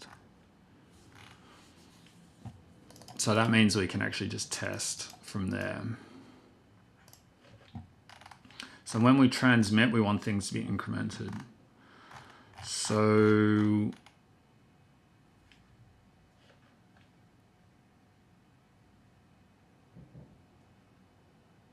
we're gonna maybe first off, so we've got some values. We've got sequence, timestamp, sync source. So let's send a packet, and what are the values that we expect afterwards?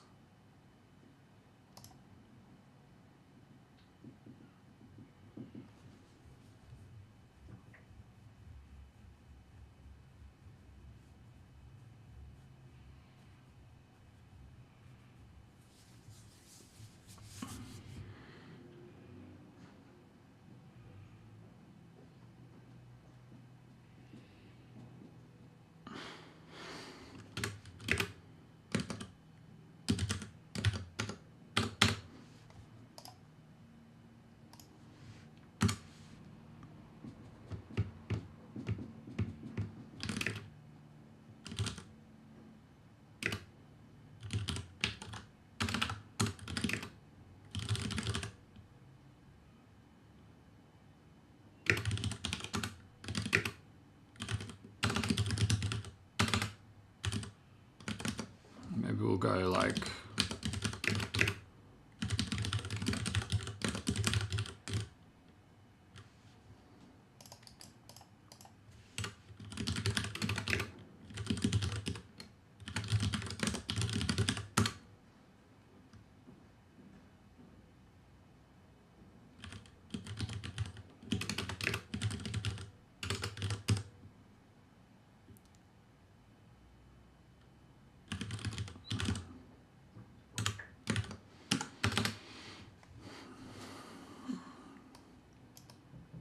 those are the ones that need to be incremented. So let's give it a go. Right? Yeah.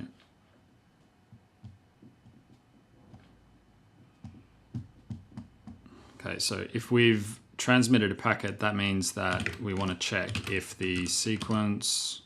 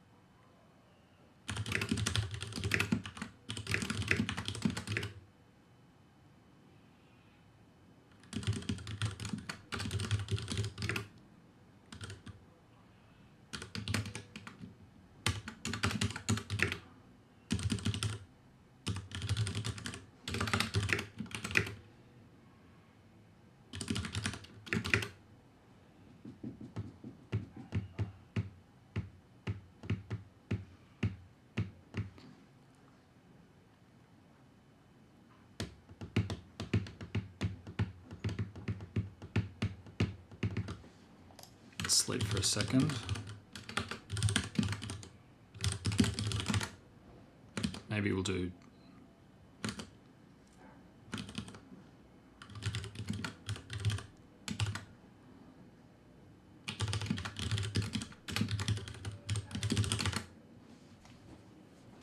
that.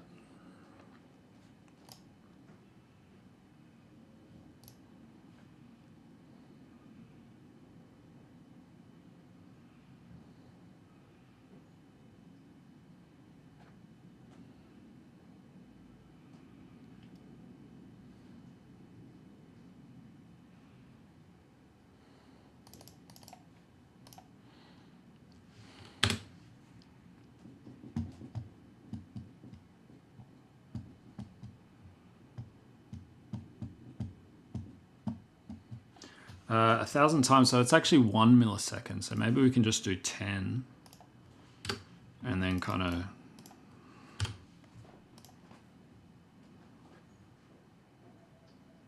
I'll do 100.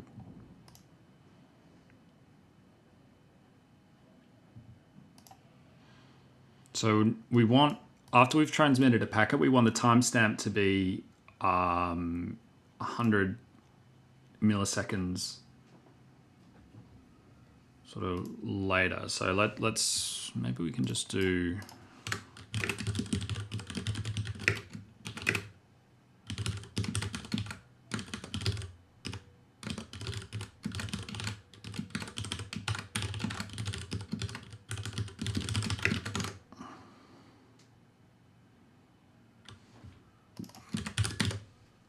no, it's going to be, the previous is going to be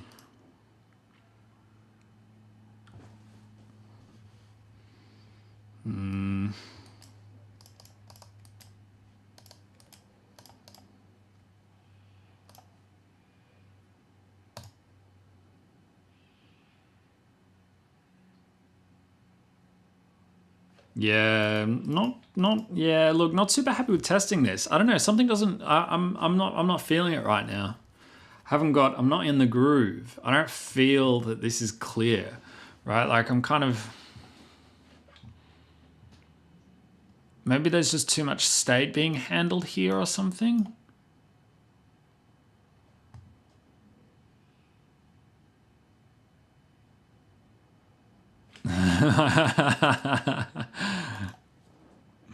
Oh, sorry, I didn't see this other one. Jojo autograph flash just wanted to get here. Oh, effectively better than it.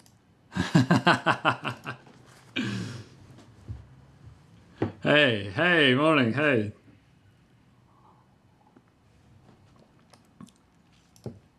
Oh, nah. See, Travis, the thing is that you'll only be better by the time the plushie actually arrives and is sitting there next to you for like a week or two.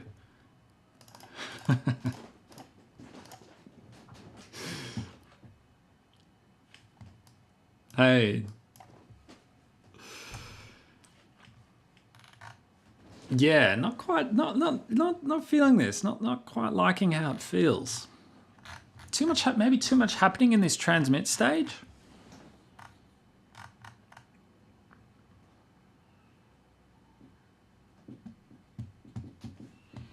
Hey, bloody hell, everybody's bloody waking up. Good morning, you lazy bastards. It's the afternoon here. I've been working all day.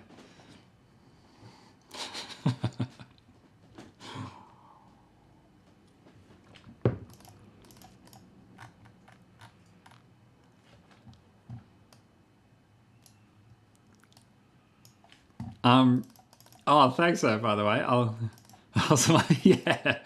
Yeah. It is, yeah. So, just because there's some people here now, what we've got going is, I actually think I gave a quite nice introduction. Probably one of the best introductions to stream I think I've ever done. However, the output of today is probably not the best I've ever done, but the intro was good. We started off well. So basically what's happening is that we've got this,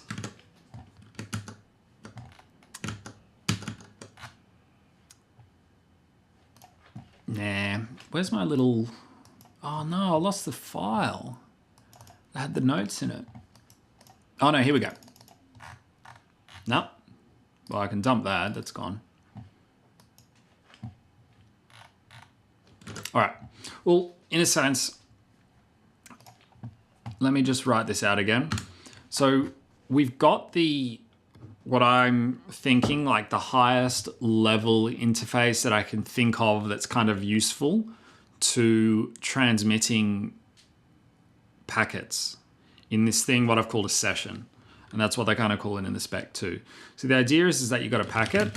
It's, whatever. It's got the type is, mpeg whatever, or it's text or whatever. The payload is going to be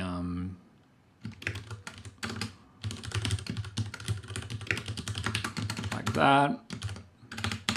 And then in there, of course, you can have a header. Now, when you do this, with FFmpeg, say, let's say you read in a file, let's call it test.mp4. So there's your input, and that's pretty much all you need. Then you need to say, hey, I want the format to be RTP going out, and then you just give it a RTP URL. So let's go to peer.example.com, and then let's port 5004 seems to be a standard-ish port. And that's pretty much it. That works for the most part. I think it actually just works. Yeah, you have to put this in here, but whatever. That's an FFmpeg thing. An easier thing is on OpenBSD, for example, you can actually, just because this is what I'm familiar with, obviously it'll be similar on Linux and other BSDs or whatever, but say you want to read in from the actual line in jack on your device, so from the sound card, you'd go like this, so that you're specifying input 1, whatever that is. And yeah, let's send that off again. This time we're saying, hey, I want to send libopus audio. And again, you're going to send that to somebody. You're going to send it to your friend, .example.org. Now, from that information, or rather from this information, FFmpeg has enough to handle all of the RTP session for you. So I think to myself, okay, in Go, we've got the same sort of thing with the HTTP library, for example. So you go response error is get, and then whatever, friends.example.com, a.html, right? So all you've specified is a URL and an HTTP verb.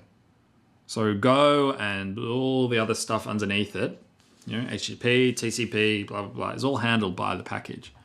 So I'm thinking, okay, well, with RTP, I should actually have the same thing. This is what I'm thinking. You have a session, and we're going to have, I'm going to say a session, the thing that manages it for you. So you go dial UDP, you give it let's go here.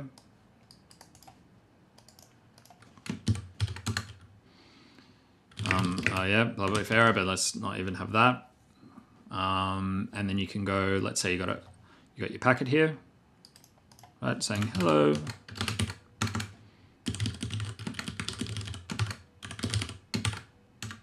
Right.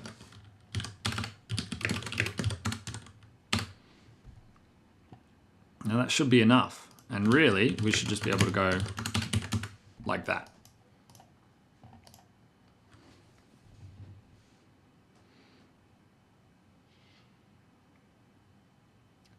The only thing that's needed, though, I found, is that we're actually going to need a thing, the clock here. So that's, this is actually useful to talk it out again. This is actually really good. This is much better than, yeah, now that I kind of understand. But yeah, the only thing we need to set, and I believe that with ffmpeg, I mean, I don't know. I've never even looked. Oh, actually, I have looked at ffmpeg source code before, but yeah, we need to tell RTP, or we need to tell the session, hey, for you to manage all the stuff, this is the clock that we're using as a reference. So if we're doing MPEG stuff, it's going to be a 90 kilohertz clock. So then it would be 90,000. We're doing it in the number of hertz. So I've actually got a little bit of this here. So I haven't done the docs properly because I don't know what I'm doing yet, but so the session, and then you go along, and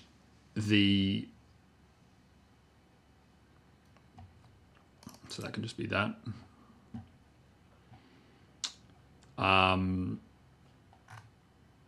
Where was I? Sorry. Yeah, the clock here. And then as you read stuff from something, wherever you read it from, it doesn't matter. Let's say anyway, let's say you're reading from a reader or something. It doesn't matter what you're doing. You're just pumping them off. You're just like transmitting them out as you get it. That's it. So the session, here are the things that we need to take care of. We've got the sequence, and that's just incremented by 1 every time. So if we actually look at the packet, or the packet header, we can see how the stuff is managed. Now the marker, that's something that's set on a per packet basis that has to be set by the caller, because that's totally like implementation and payload dependent. Can mean a lot of different things. Type, again, by the caller, by the sort of user of the package, let's say. We could probably do a safe default there. We could probably, anyway, but we'll think about that later once we understand the protocol more. Okay, sequence. It's increased by 1 for every packet that you send off. So whatever order the transmitter is just going to increment it by 1, send 1, bump it by 1, send 1, bump it by 1. Pretty easy. Timestamp. Well, that's going to be, we're going to get the, what we've done is that we're storing the last time that we sent one off, last time we transmitted a packet, and then we, I think something like that. How do we do it again?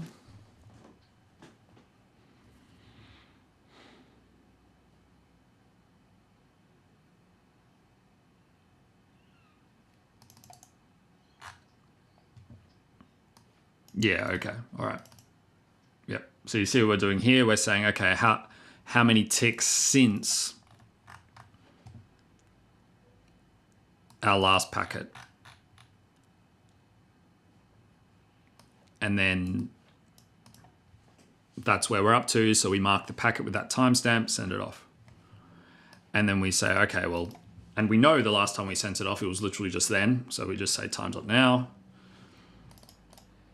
And then we increment our timestamp. So timestamp, I guess, here holds like the timestamp of the previous packet we sent off. So I feel maybe there's a bit of redundancy here. But yeah, I'm not sure.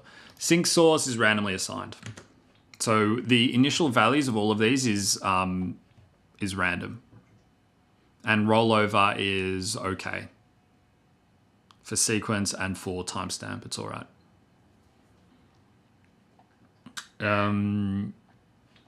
So sequence, timestamp is all right. Sync source is just like almost like a unique ID. So for the duration of the session. This thing, not sure about yet. That'll yeah. Might need to create like a lower level interface or something like that. But yeah, we could also read it in from the packet. So if somebody's giving us a packet header with contrib source, then yeah, we'll fill it. We'll send it onwards, which actually we are doing now, right?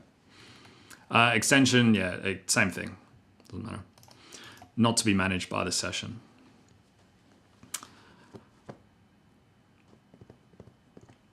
So yeah, I just don't feel like very comfortable in how to test this thing. I'm kind of just written some code here that starts a listener, and then we dial the listener, send a packet, read it in again.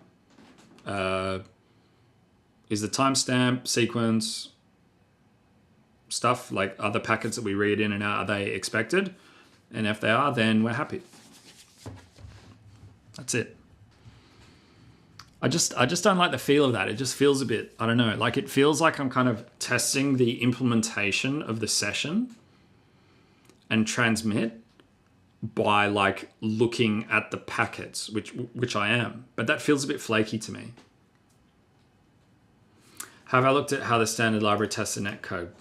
I was thinking of doing that, yeah, and even the HTTP, yeah. Although HTTP doesn't have a state, so yeah. So you reckon I should look there? It's a good idea. Yeah. Should we look at that?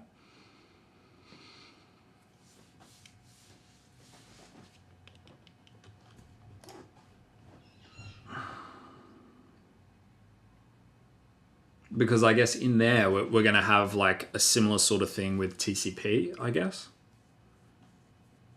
Yeah. Yeah, let's yeah. Because I know for sure they do. Well, yeah, the standard library is like, I mean, that's sort of, yeah, it's oh yeah, it's big.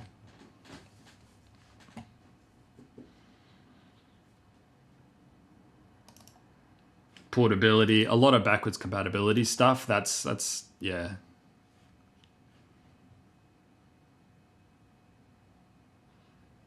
Okay, let's have a look in the standard library.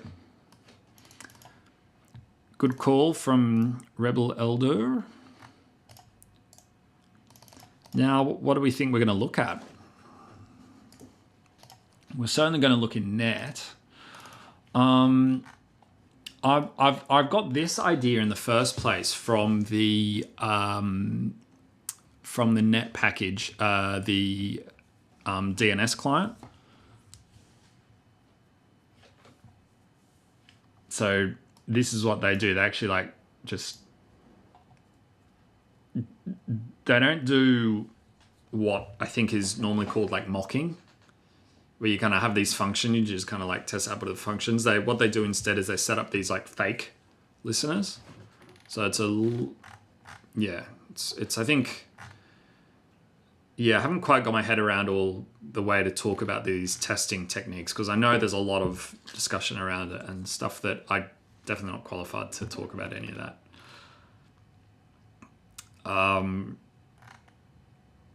So let's maybe have a look at, what are we going to look at here?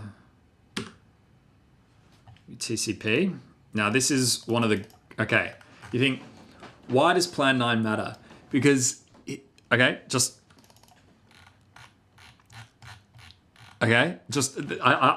by the way, I haven't looked at this code before. Okay, so this is TCP socket for plan 9, yeah? Let's go TCP sock, and then let's compare that with the one for, let's say,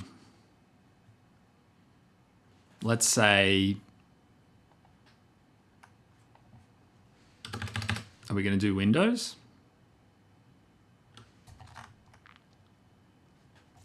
POSIX. Oh no, we'll do Unix, maybe. Yeah.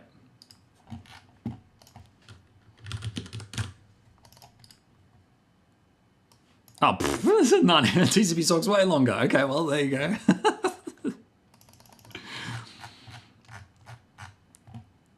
So much for that being simpler. I'm full of shit. Oh yeah, no, there we go. Okay, yeah. So you can see sort of there. Let's go read the POSIX one.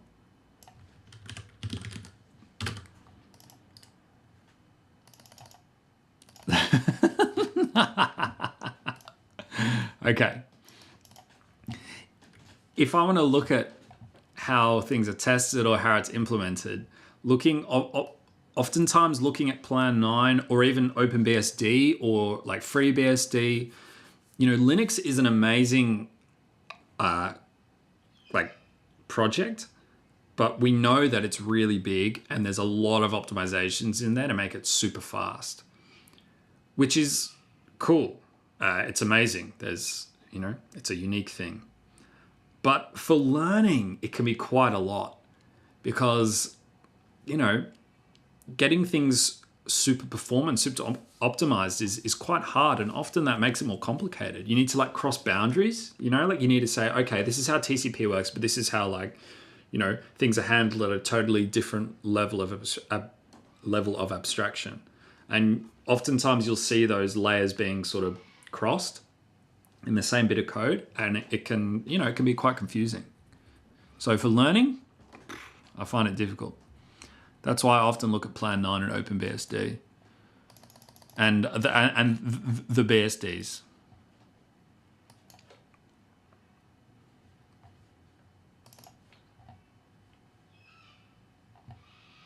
Yeah, so let's look at this thing.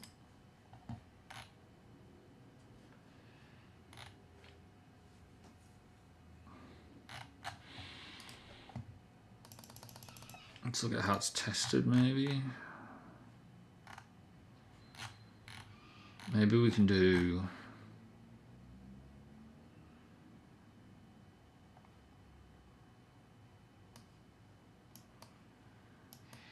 Let's go test.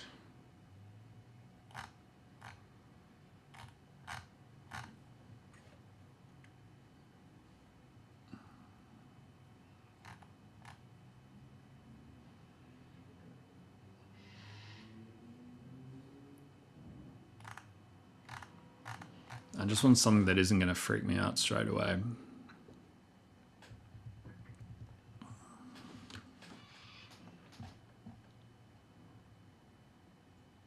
Maybe I'll just look at this generic connection. Oh, here we go. All right, here we go. Here we go.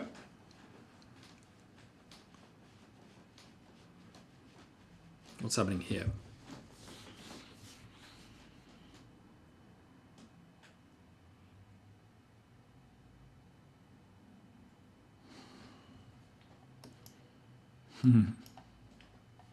Still there. All right. So for each of them, start a channel. Interesting. Okay.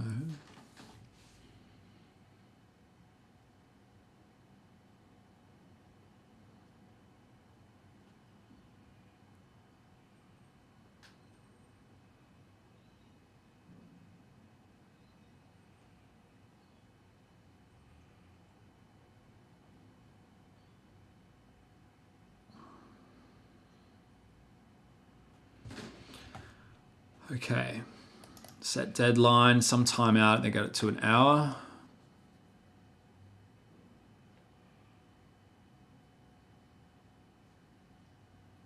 Okay. So they write this to the connection.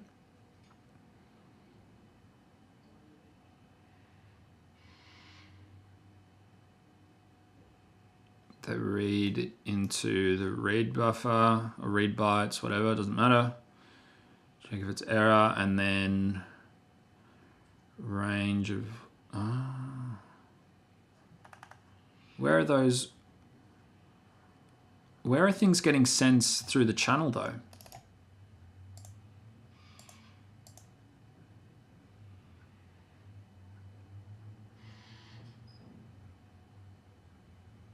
A transponder.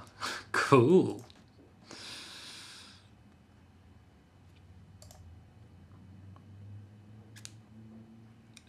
S, build up.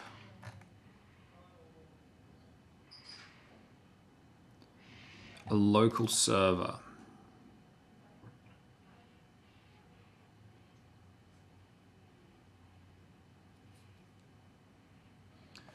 I think so, yeah.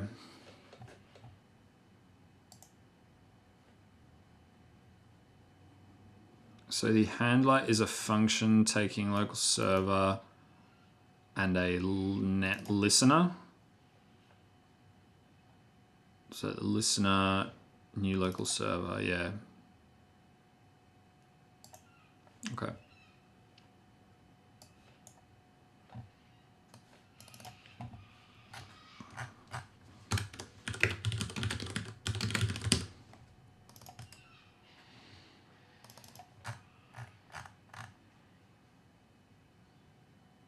Mock server underscore test.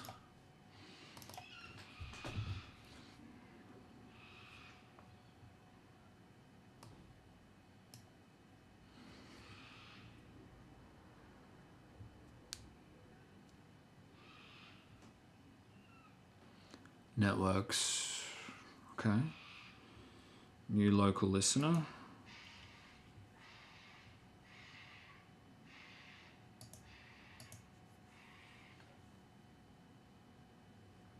Listen config opts. But we, oh, okay, so no options, right? Was it a variant? Yeah, okay. So new local listener returns a net listener, okay.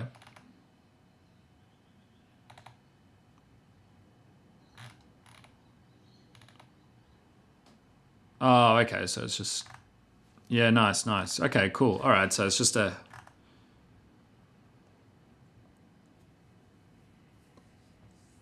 okay.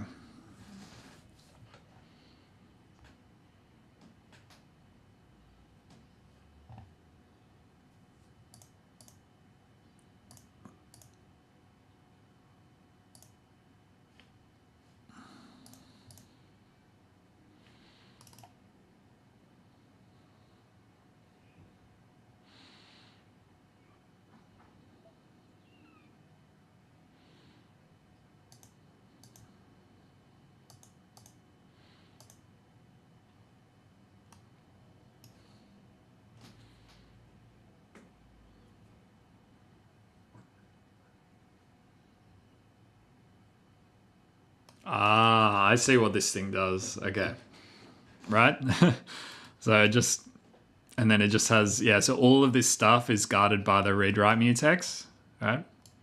I mean, I guess. Usually that's what they do in the standard library. So they have like the mutex and then anything underneath it is guarded by it. And then, so build up.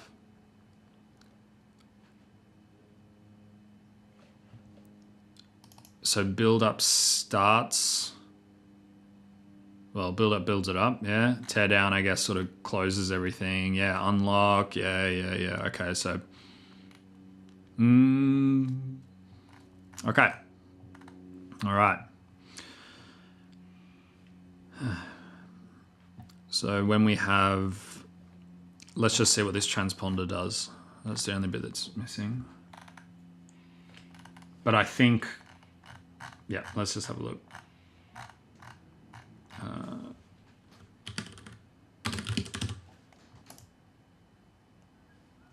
There's errors. Okay, sweet.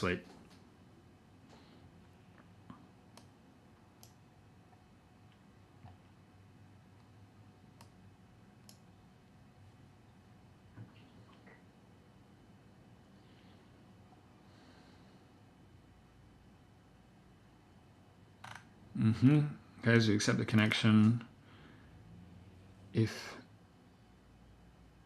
oh, the parsed error. Okay, yep.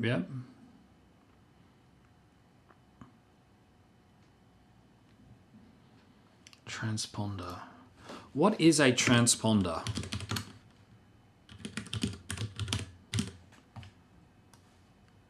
A device for receiving a radio signal and automatically transmitting a different one. Okay.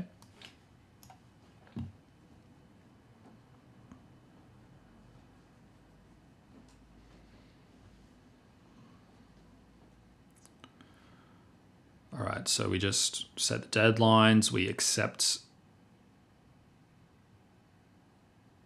synchronously accept a connection, append it to the connection list, check if the listener's network is the same as the client network, read in some bytes, check for errors.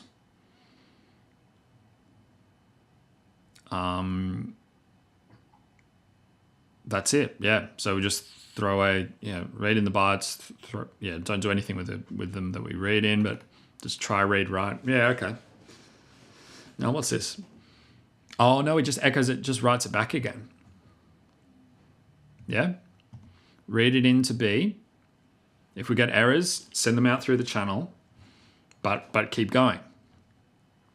Well, no, not keep going, like just, return, but like as in send it through the channel, but sort of don't block the server.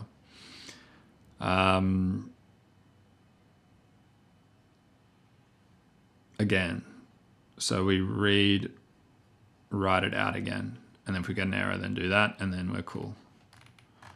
All right.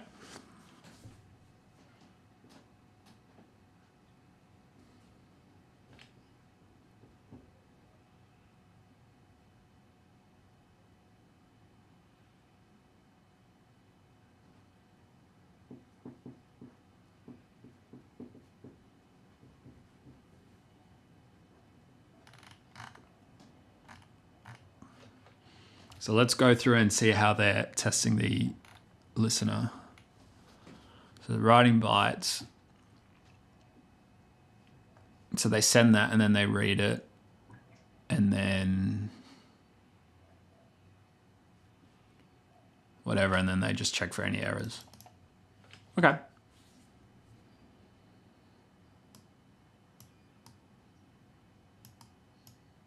Concurrency test.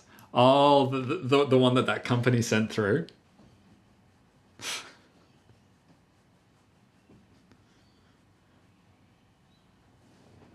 Yeah.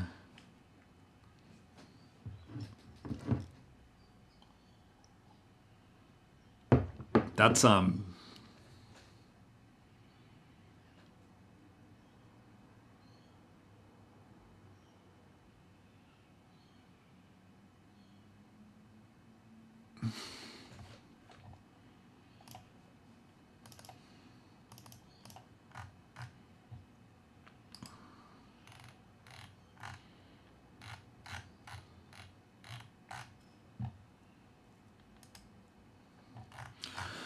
So maybe the way to test this, our session, is to...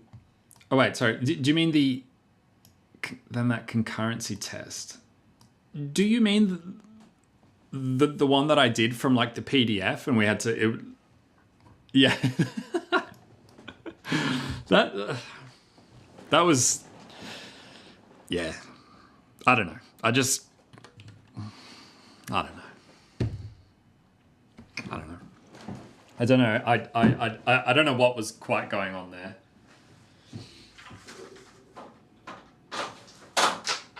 That was, yeah. I don't know.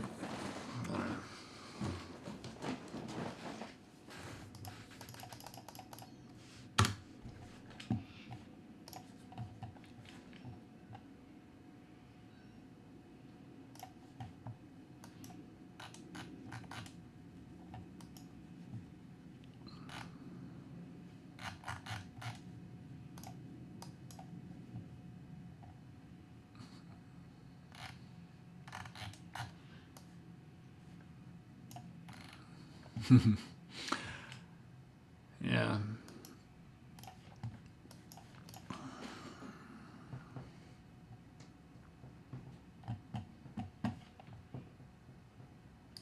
So the connection one, okay, yeah, that kind of... I want to see something more. I need something a little bit more sort of like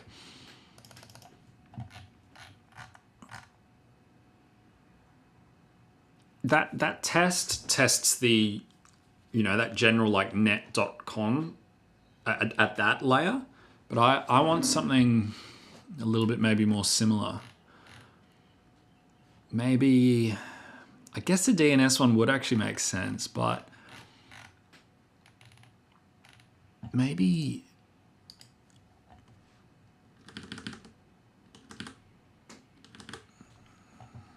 I don't know, not sure. Whoops, where am I? Source, net, let's get this open.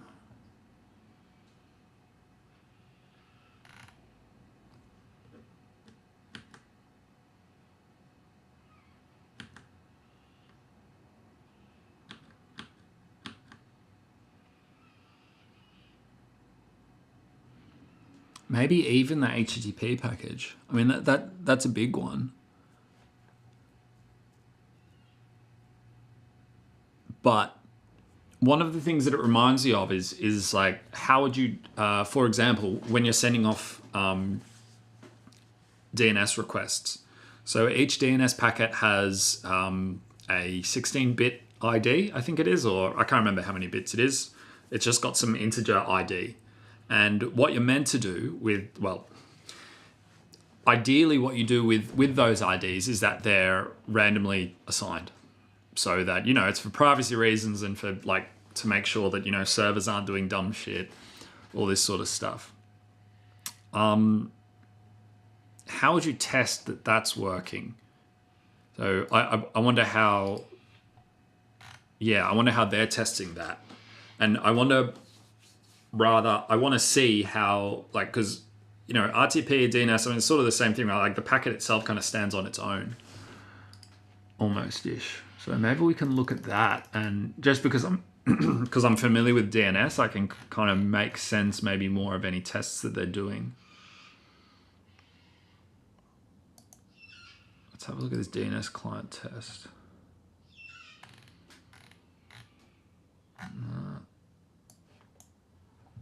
Let's do this over here. There isn't one that they're doing. Where is it?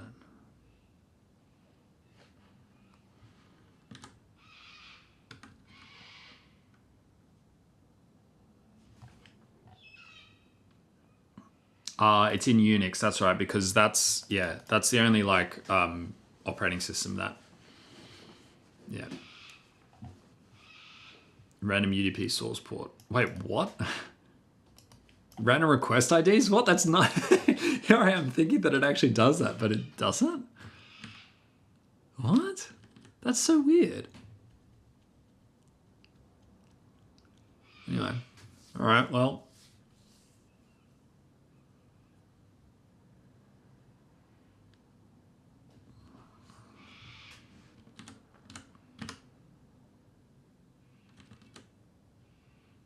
Sorry, that's DNS client Unix. I'm on the test there. All right, a lot of testing here.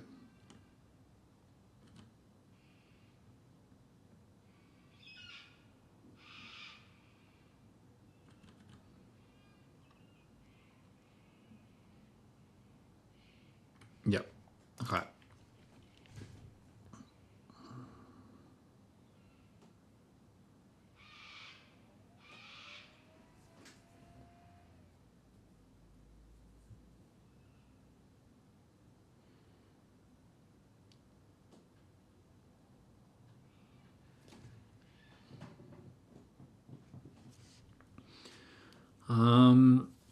Maybe what we want to do is set up like a fake, anyway. So what's happening, I just because I've spent a lot of time reading through some of this code. It was like 2 years ago, but I sort of remember it. So what a fake DNS server does is it has a function that like gives you back a DNS response and an error if it runs into one. So, and then they get their, they get the fake thing, And where does that go into dial? Where does it go again? No fallback. Yeah. Test special domain name.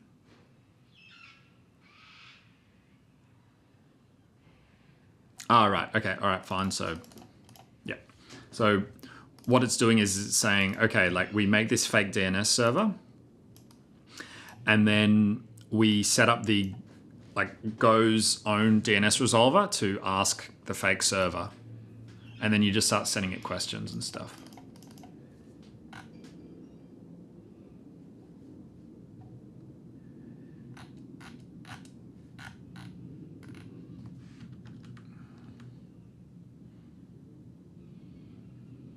You set up, and then you set up the, yeah. So probably like, do I just need more code or something? So maybe, yeah. I actually just need more code. It just feels flimsy. I don't know. Like I'm kind of doing this logic in the, when I transmit packets and I can't, yeah. I feel like I can't test it easily.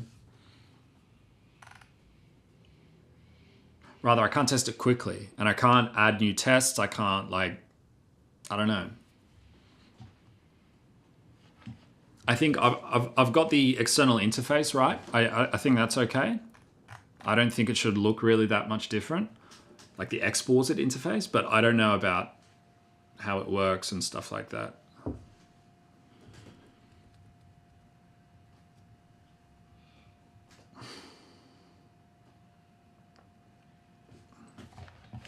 I think session is the right word. That's the one that they use all throughout the spec, and many different specs as well.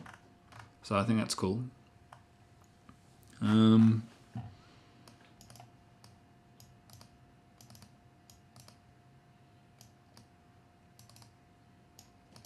There's no connection in RTP, so I don't want to have like a connection type.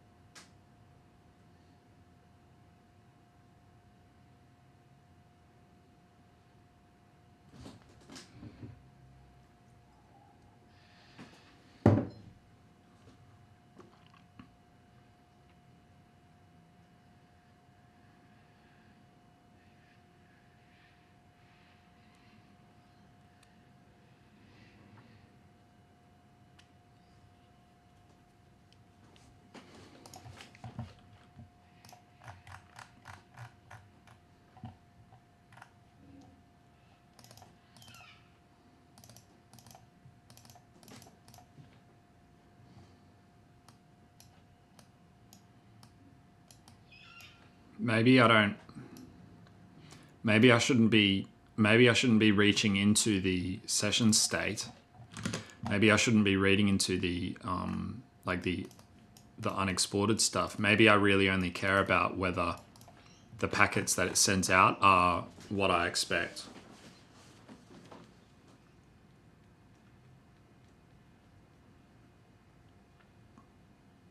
I think that's probably what we need to do, because maybe we totally change the way a session works. Just who knows how, in like ways. But when you transmit a packet, rather like when you receive a packet that's been transmitted from our session, then yeah, if we receive a bunch in a row, if we receive a bunch in a row, we need to have those things set in the header of each of the packets. So at the end of the day, maybe let's knock this out.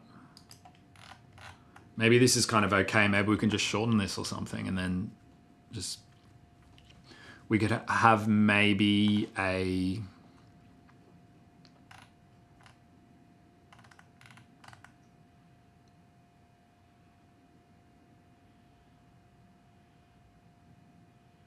the receiver could check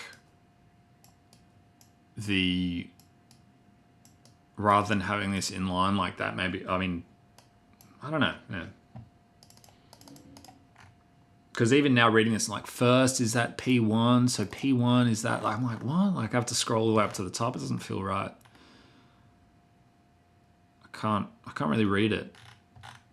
And then I'm like, P2, I'm like, but I thought I already did a second packet, right? Like, I'm like, wait, what? Like, so the first one is the first, and then that, yeah, ugh. I find it quite confusing.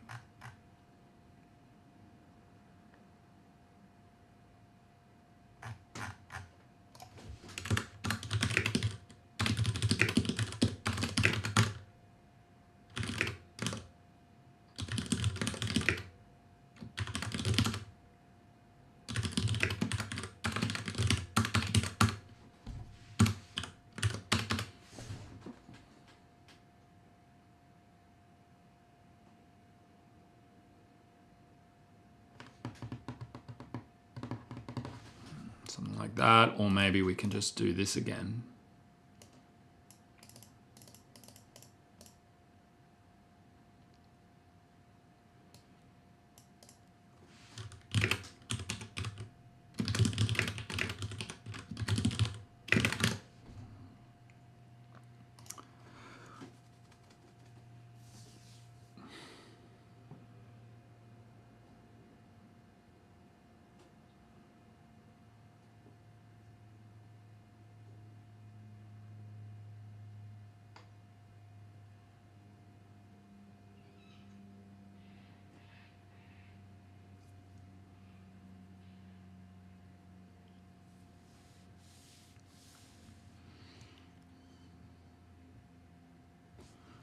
Do this, like, what do we just return, like a slice of errors?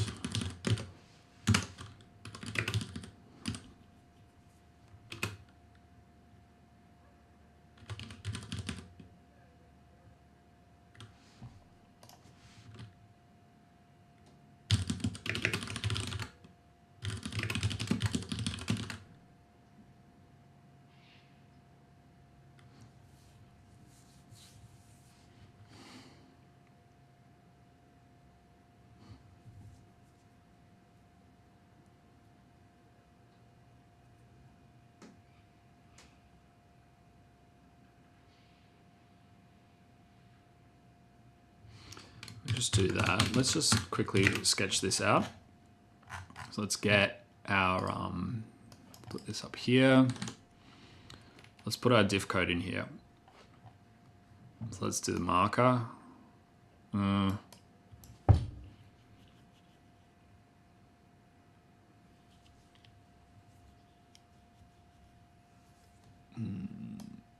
type certainly has to be the same.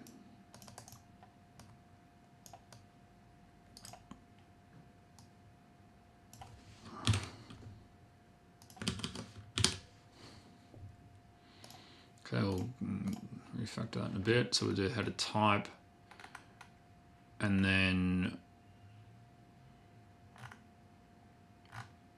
the sequence we need, yeah. So if h1 of sequence,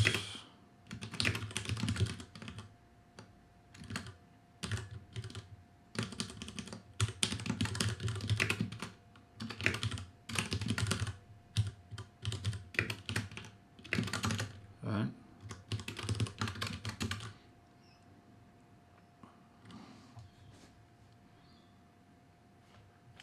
Then we'll need to check the timestamp.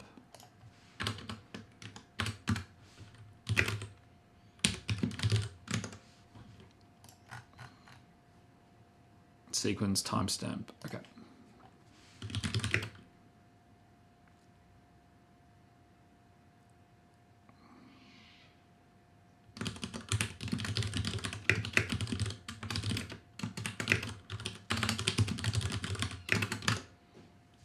All right.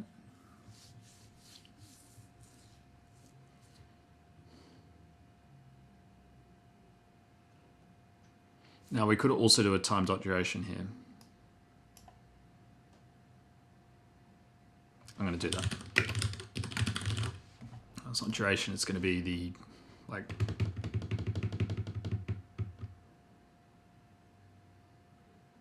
it's going to be the time between each.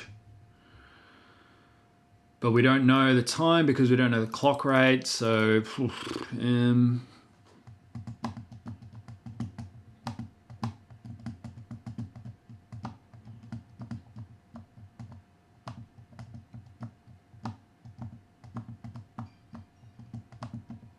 maybe we do just want to do the ticks there then. Let's do that. Except it's got to be UN 32. Okay, and then whatever. Sync source has got to be the same, so we just do that.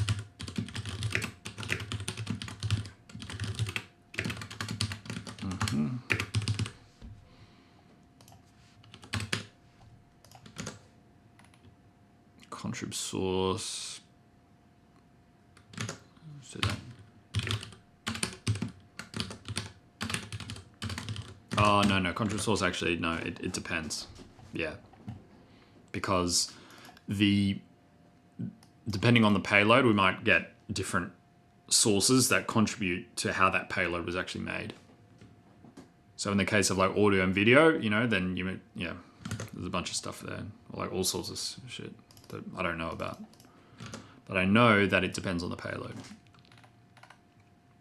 which we're not testing here. We're just testing if our session is working the way we want it to with setting the sequence, timestamp, and is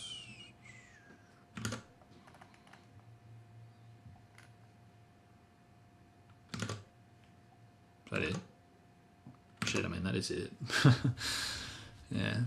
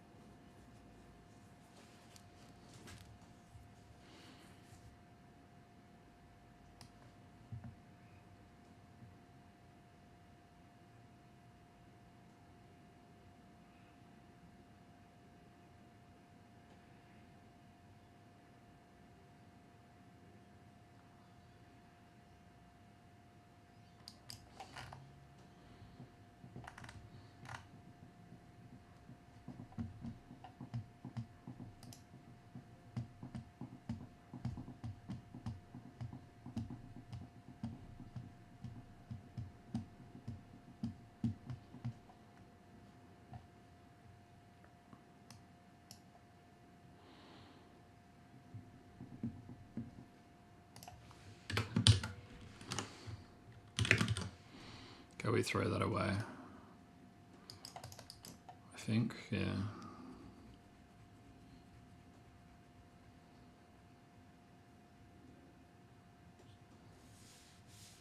Oh no, actually.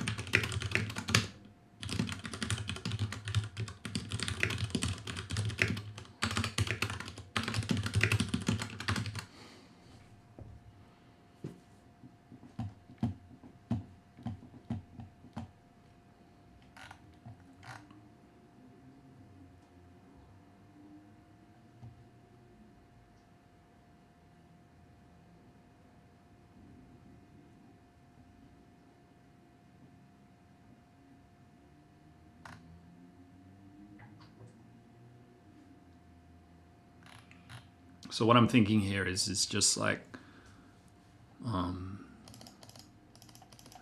there's our packet.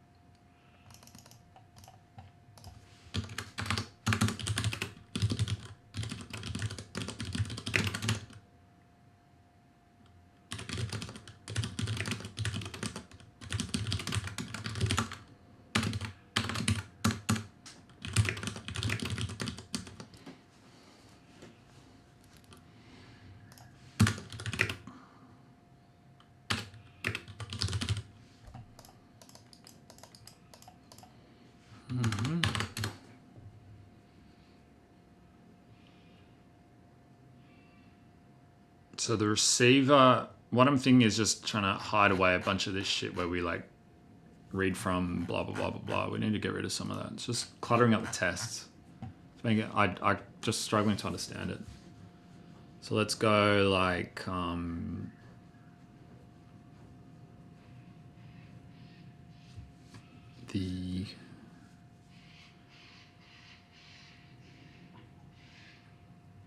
let's give it a, like a,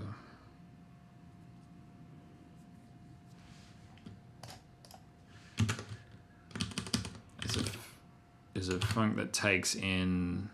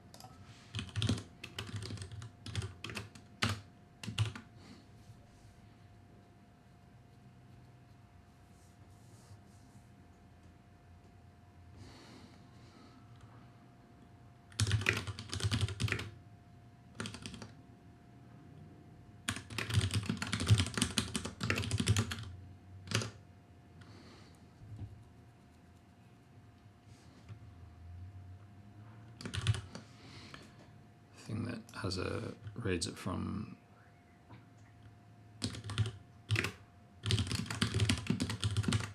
and then returns a what is it going to give us back? So receiver is going to read from a packet connection, and what is it going to return? It's definitely got to return a packet. And then what other validation is it going to do? Yeah, it'll have some validation, and then we return. So then let's have it return a packet and an error. Any kind of error. Or maybe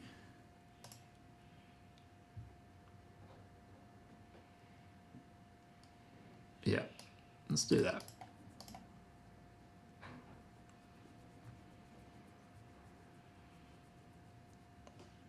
So this is kind of like anything that, yeah, that just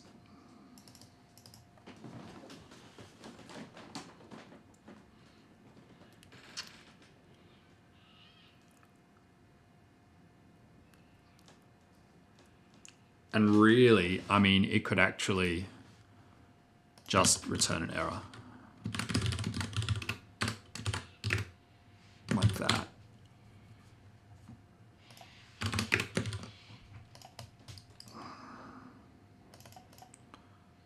Because then we can just, and then like, let's just do like a fake, you know, like a fake player. You know, and then this is, okay,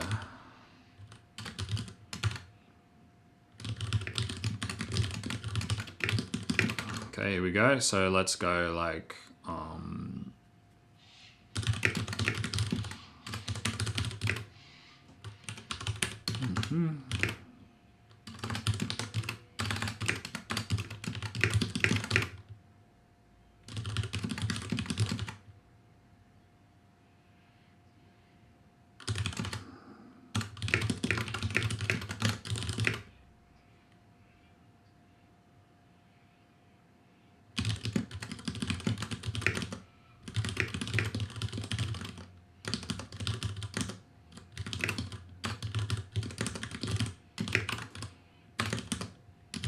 yeah, you know, like from, you know, read from, I don't know, like actually, let's just do that, okay?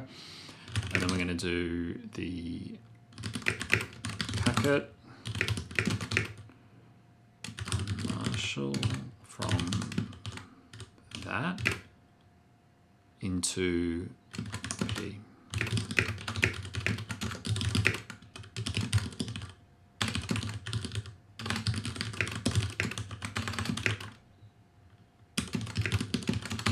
All right, here we go. This is looking a bit better now. Okay. Now, a player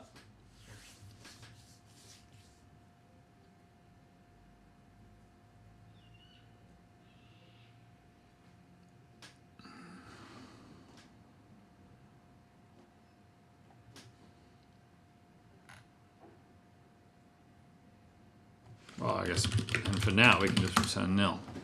Okay, but really what we want is actually maybe something like a fake player. Okay, yeah, here we go. This is benefit of the write shit down method. Okay, so we're gonna have a, you know,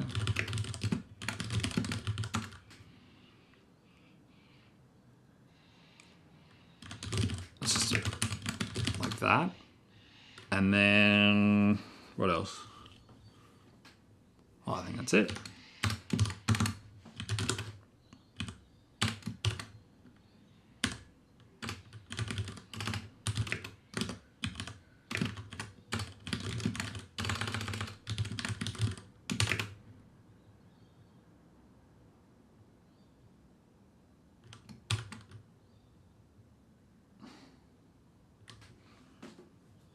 And then this thing is gonna like read, it's gonna read all the packets that it received and say like, hey, like, can I make sense of this? Did you send me, like, are you streaming me something valid? Yeah, this is it. This is it. Okay. Yeah, this is good. I like this thing, because then we can just go over each packet and say, hey, like, does, yeah, right. So we're gonna have a clock. This is it. This is it. Yeah. This is it. So then we can say, hey, like, are the timestamps that I like, so one, like, did I receive packets in a sequence that kind of makes sense? Two, did I, like, are the timestamps of those packets okay? and like, you know, is a version okay? Is whatever.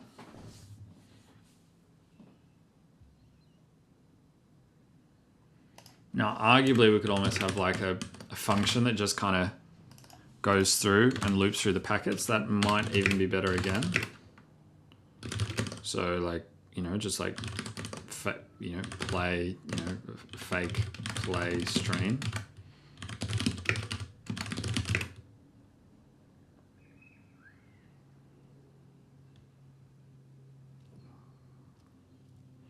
We could have a chan, you know,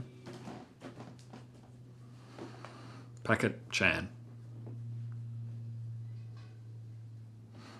I want something like that.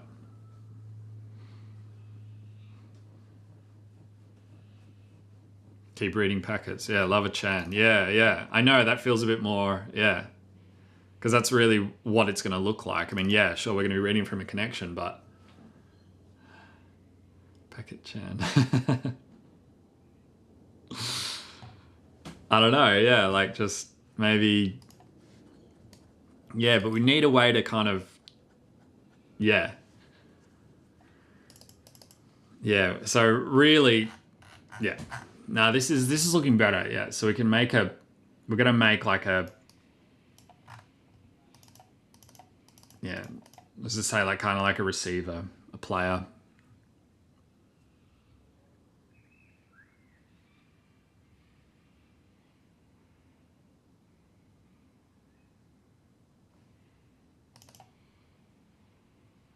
So we could even have here like the,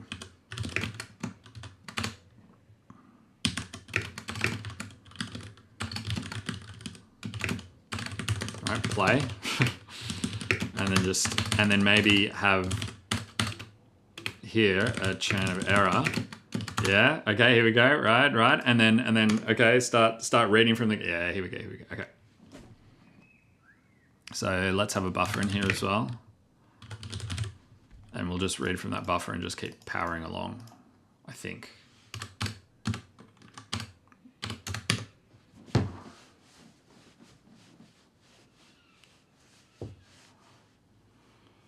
Or maybe we want maybe instead of a buffer like that, maybe we want this, and maybe we want, you know, maybe like 8 packets. And then kind of, you know, pop them off the stack, that sort of thing.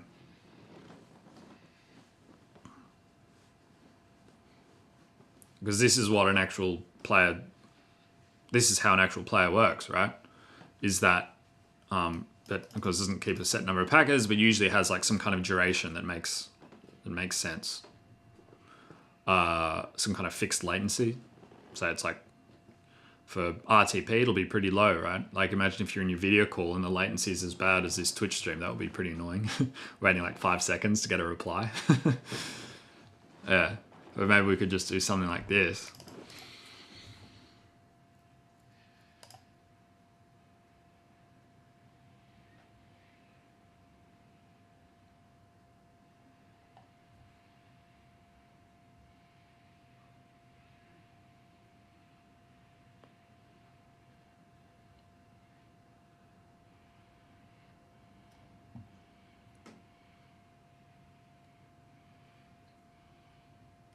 Yeah, any error it gets, just send it through the channel. The difference is that we're not, like, it's a fake player because it doesn't care about the payload, it's just throwing it away.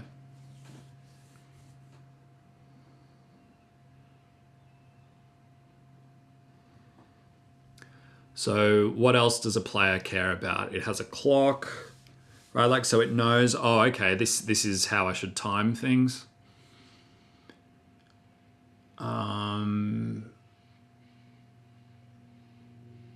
Which is what happens, you know, when you open up VLC or whatever, like it sort of goes, oh, okay, you want to read an MP4 file? All right, okay, I'll set my clock to that. And then if something freaks out, then it logs the, you know, it logs it.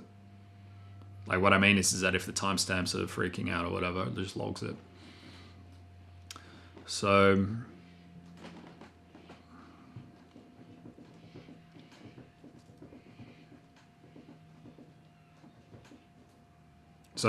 why don't we have an actual maybe we should actually simulate an actual, right? Like, I mean, I think I'm kind of getting the gist of this thing here. A session, like we're going to have a player that plays from, that like gets something over RTP and plays it, let's say for, I don't know, like 5 seconds. During that time, it'll check every packet it receives, doesn't care how many it gets or whatever. It just needs to try and its best to read through and check if everything's okay. What it's really doing is testing the session because it doesn't care about the payload and because all we're doing is just setting it as text, which doesn't matter.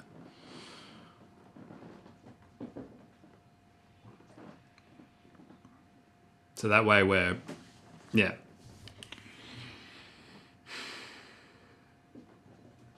So maybe in our player, right, we're gonna have this, maybe in our player, we're gonna have the session as well. We could put a session in here.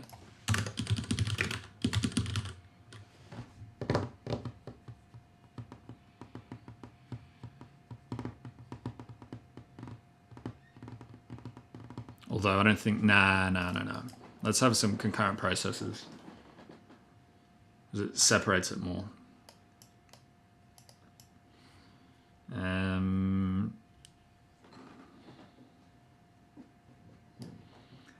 And then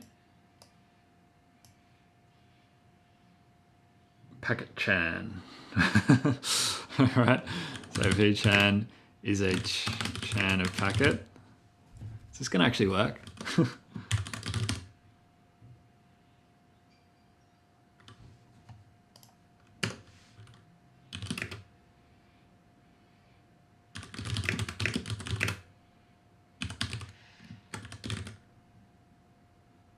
Like, I mean, we'd even just call this packets.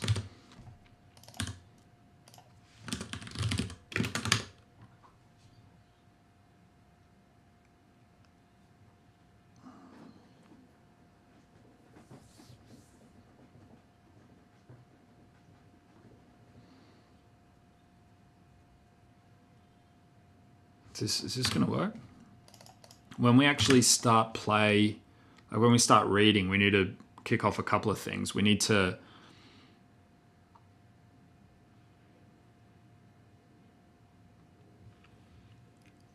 I guess we also need to set up a Go routine that is just reading as many packets as possible and sending it through the channel.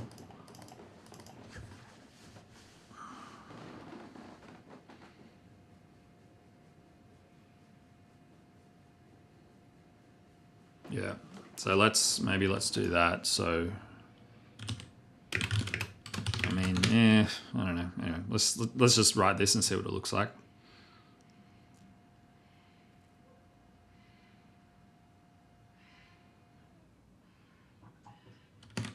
I'm gonna have this.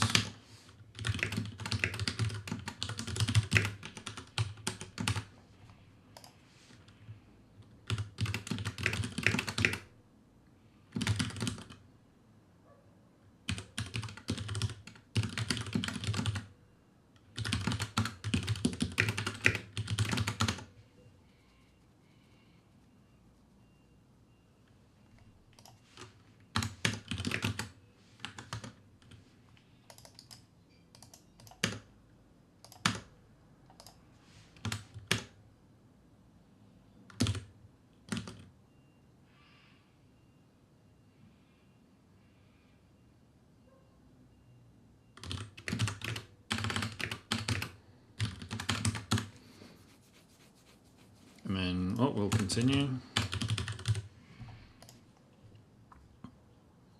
Let's have a thing that stops as well. Or we just have a method that just, it's called stop. Yeah, it's actually pretty good.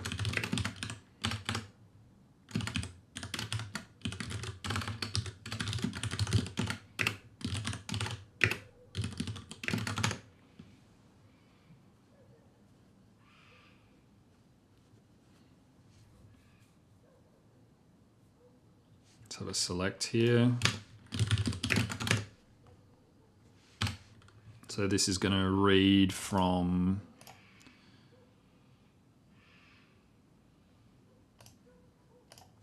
is the done. This is a right of just a. Oh, we're going to do context.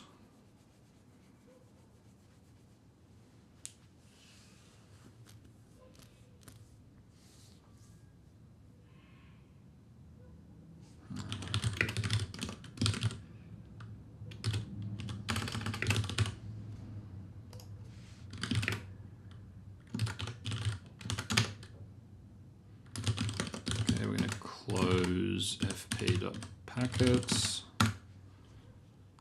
And then we're gonna break, otherwise.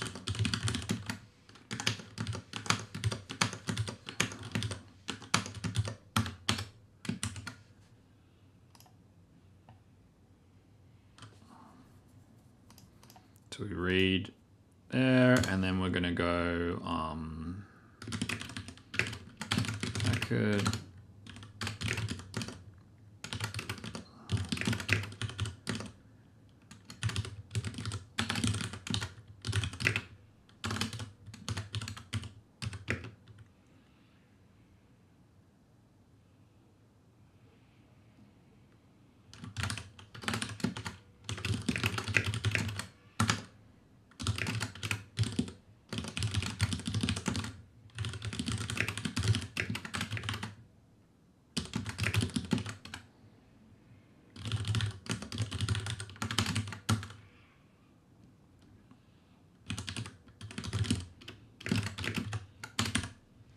Cool.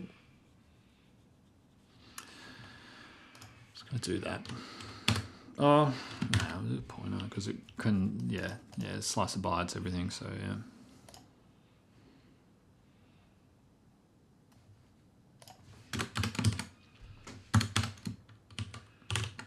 Okay. Now another one here. We're going to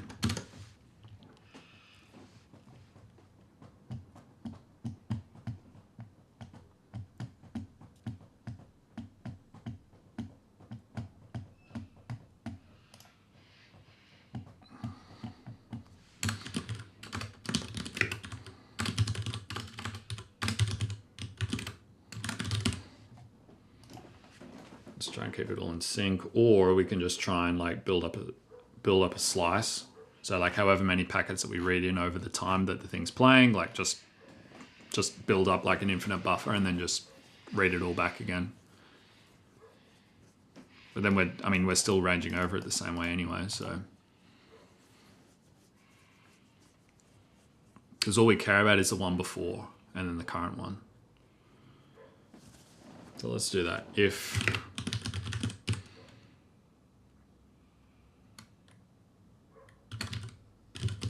how can we tell if it's nil? Maybe if the payload's nil? Yeah. Or what's the real way to test if it's nil? Really, if the sequence is like, no, not even that. Payload. Yeah, payload.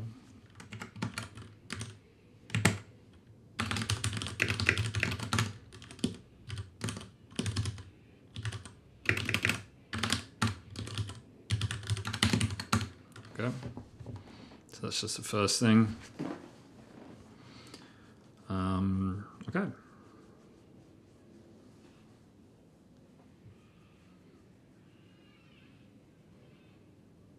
Yeah, and then we just keep going. So if p dot,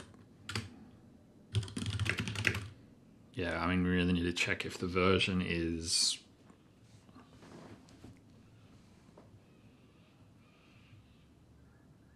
yeah. Okay. Look, let's because today is actually my birthday. So that means that I am actually going to a birthday dinner soon. So, and because it's getting dark, it must be getting time for dinner soon.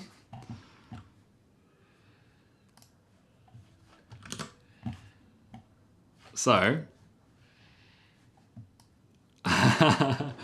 No, this is no. Thank you. No. This is pretty. This is nice and this is kind of relaxing for me, actually. Yeah, it's like doing a crossword or something.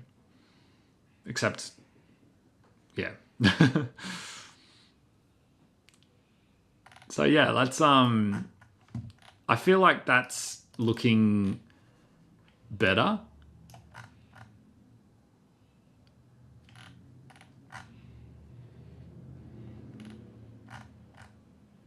So let's get rid of that.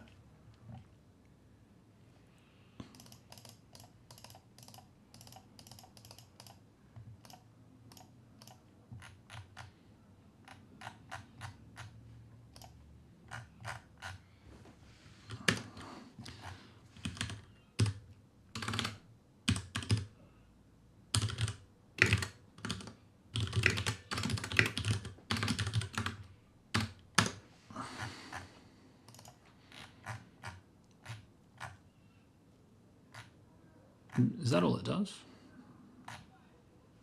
So we stop that. Yeah, we close that, and then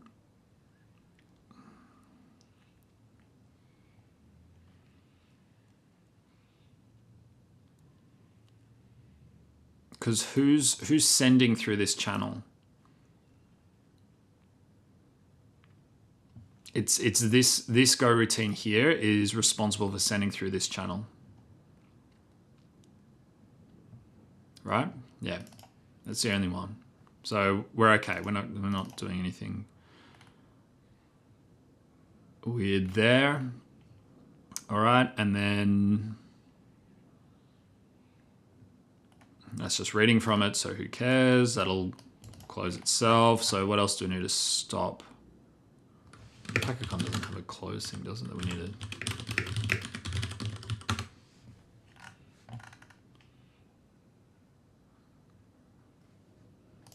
Oh, okay. Yeah, all right. Yeah, let's, and then we'll just return true, and then we were going to return fp.on.close. Sorry.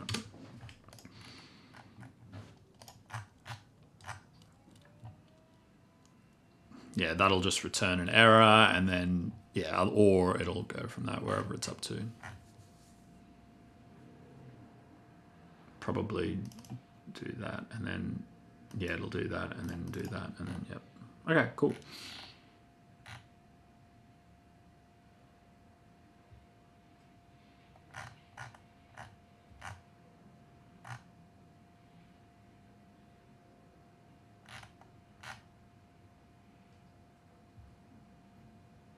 Yeah, let's, I think that's actually...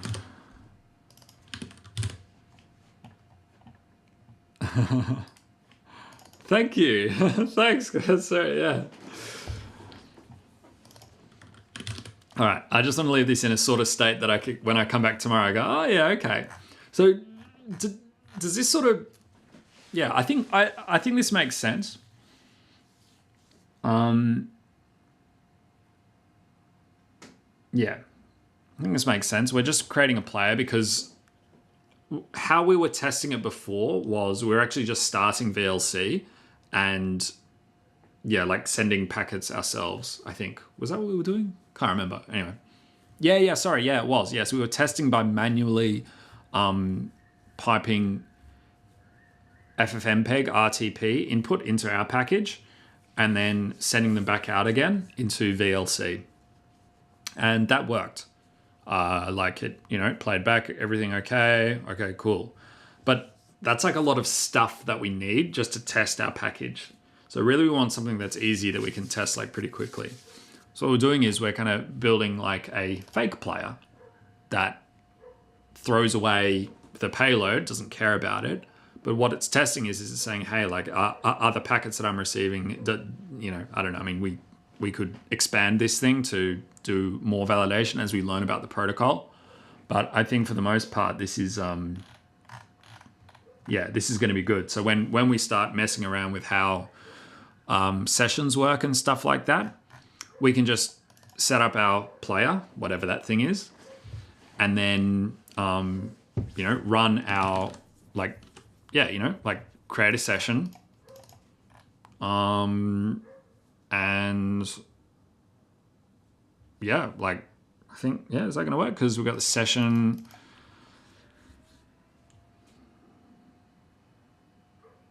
Yeah, except the player is going to be a listener. Yeah, so this is actually going to be a net dot. Oh, sorry. Yeah. Right? Yeah, because when you do...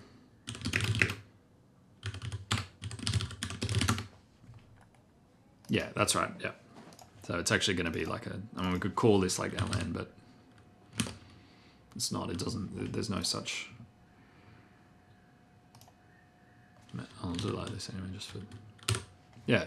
So we're going to have our fake player. So when we run our test, we'll set up our player as well. So we're going to... First, we're going to start with this thing. We're going to go player is, yeah, right, fake, fake player. Con is ln, yeah, see where we're going? The packets is make chan of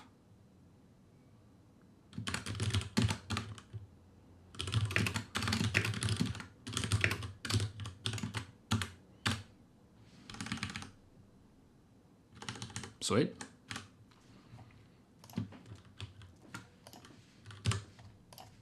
And then, yeah. And then now, yeah, nice. And then we can start testing, right? So then we're just gonna like run the, so there's our player. We're gonna, yeah, send the stuff. So none of this shit anymore. I think we're gonna set the clock on the player. Yeah, we'll do that. Okay, and then, yeah, and then that's cool. And then we can just let it play. We sit back and then just let it send errors through the channel. And if we get errors, then we like call t.error on the errors that we receive from the player. And then we iterate and see until we don't get any errors anymore. That's sweet. Okay, cool. Very happy. Started off a bit rough this morning sort of thing, but I'm actually very happy with that. So I got to save that because, yeah, I've definitely got to go now. I'm going to get in trouble otherwise. Let's dump that and just make sure that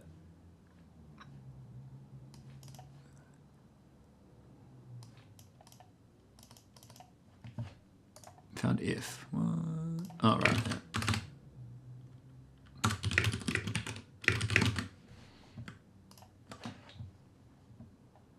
Yeah, cool. All right, great. We've passed that. Okay, that's...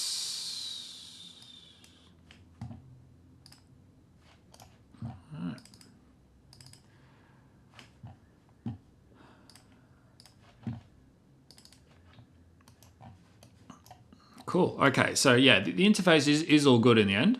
Just, yeah, needed work to like do the design and stuff like that. But I think that's all right. And now that we've got like a nice way to test it in process, without worrying about complicated payloads and stuff like that, yeah, that should be much easier to do. So that's cool. All right. Yep, get rid of that. Cool. All right. So there we go. There's that. Whoa, fucking hell, it's dark. I look like a vampire or something. Okay, people. Thanks very much again. How do I do this? Here, and then... Oh, wait, no, how do I... No, how do I rate again? Oh, yeah, here. Okay, we'll just quickly check. So, yeah, it worked out well.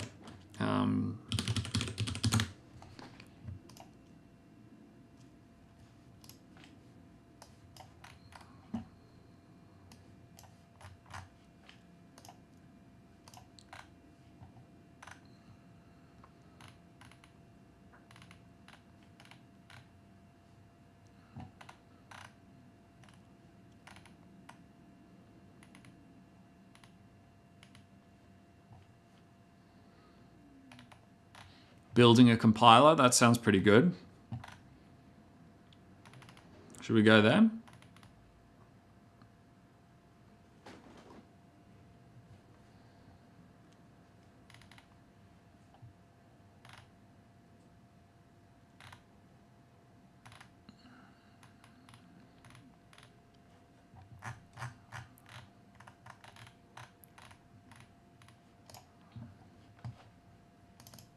Whoops. Ah. Oh, sorry. Oh, sorry. You can't actually see what I'm looking at. Let's try this. We end up at the end, and we end up with 1, which still isn't what I expect. I expected 5, but that's fine. Okay, let's recompile this. Shut the computer. Compile, run, and we overflow the stack, or something like that. Okay. Thanks again, everybody. So See you tomorrow. Thanks again. Hope it's useful. Hope it's helpful. Thanks for your help. let's just return a different signal. See ya. Thanks again. See ya. And this still Did that work? not quite working. The person's not quite working. Oh, nice. This is a cool little graph. Let me just pull this up on screen. This is how a professional defines their language. This is, yeah, this looks good. This looks good. Good old, what's this? DNF, eDNF. Untangled code.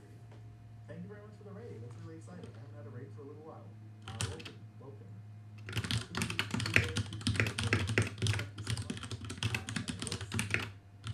Where are you guys coming from? Untangled code. What were you guys doing? What was happening over there?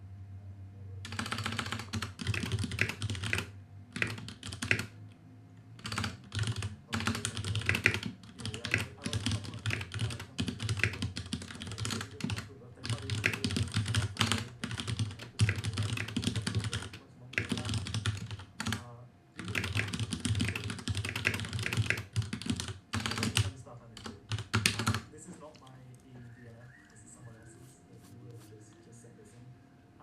But that's cool. Yeah, cheers. Thank you. You look after yourself as well. Get sad, get high. Thank you very much for the follow. Fantastic name. Okay. Recursion is broken.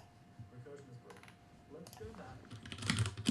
Let's do this. So we're just adding up numbers, right? 1, 2, 3, 4, 5. Of course, Fibonacci numbers eventually, but it's not working.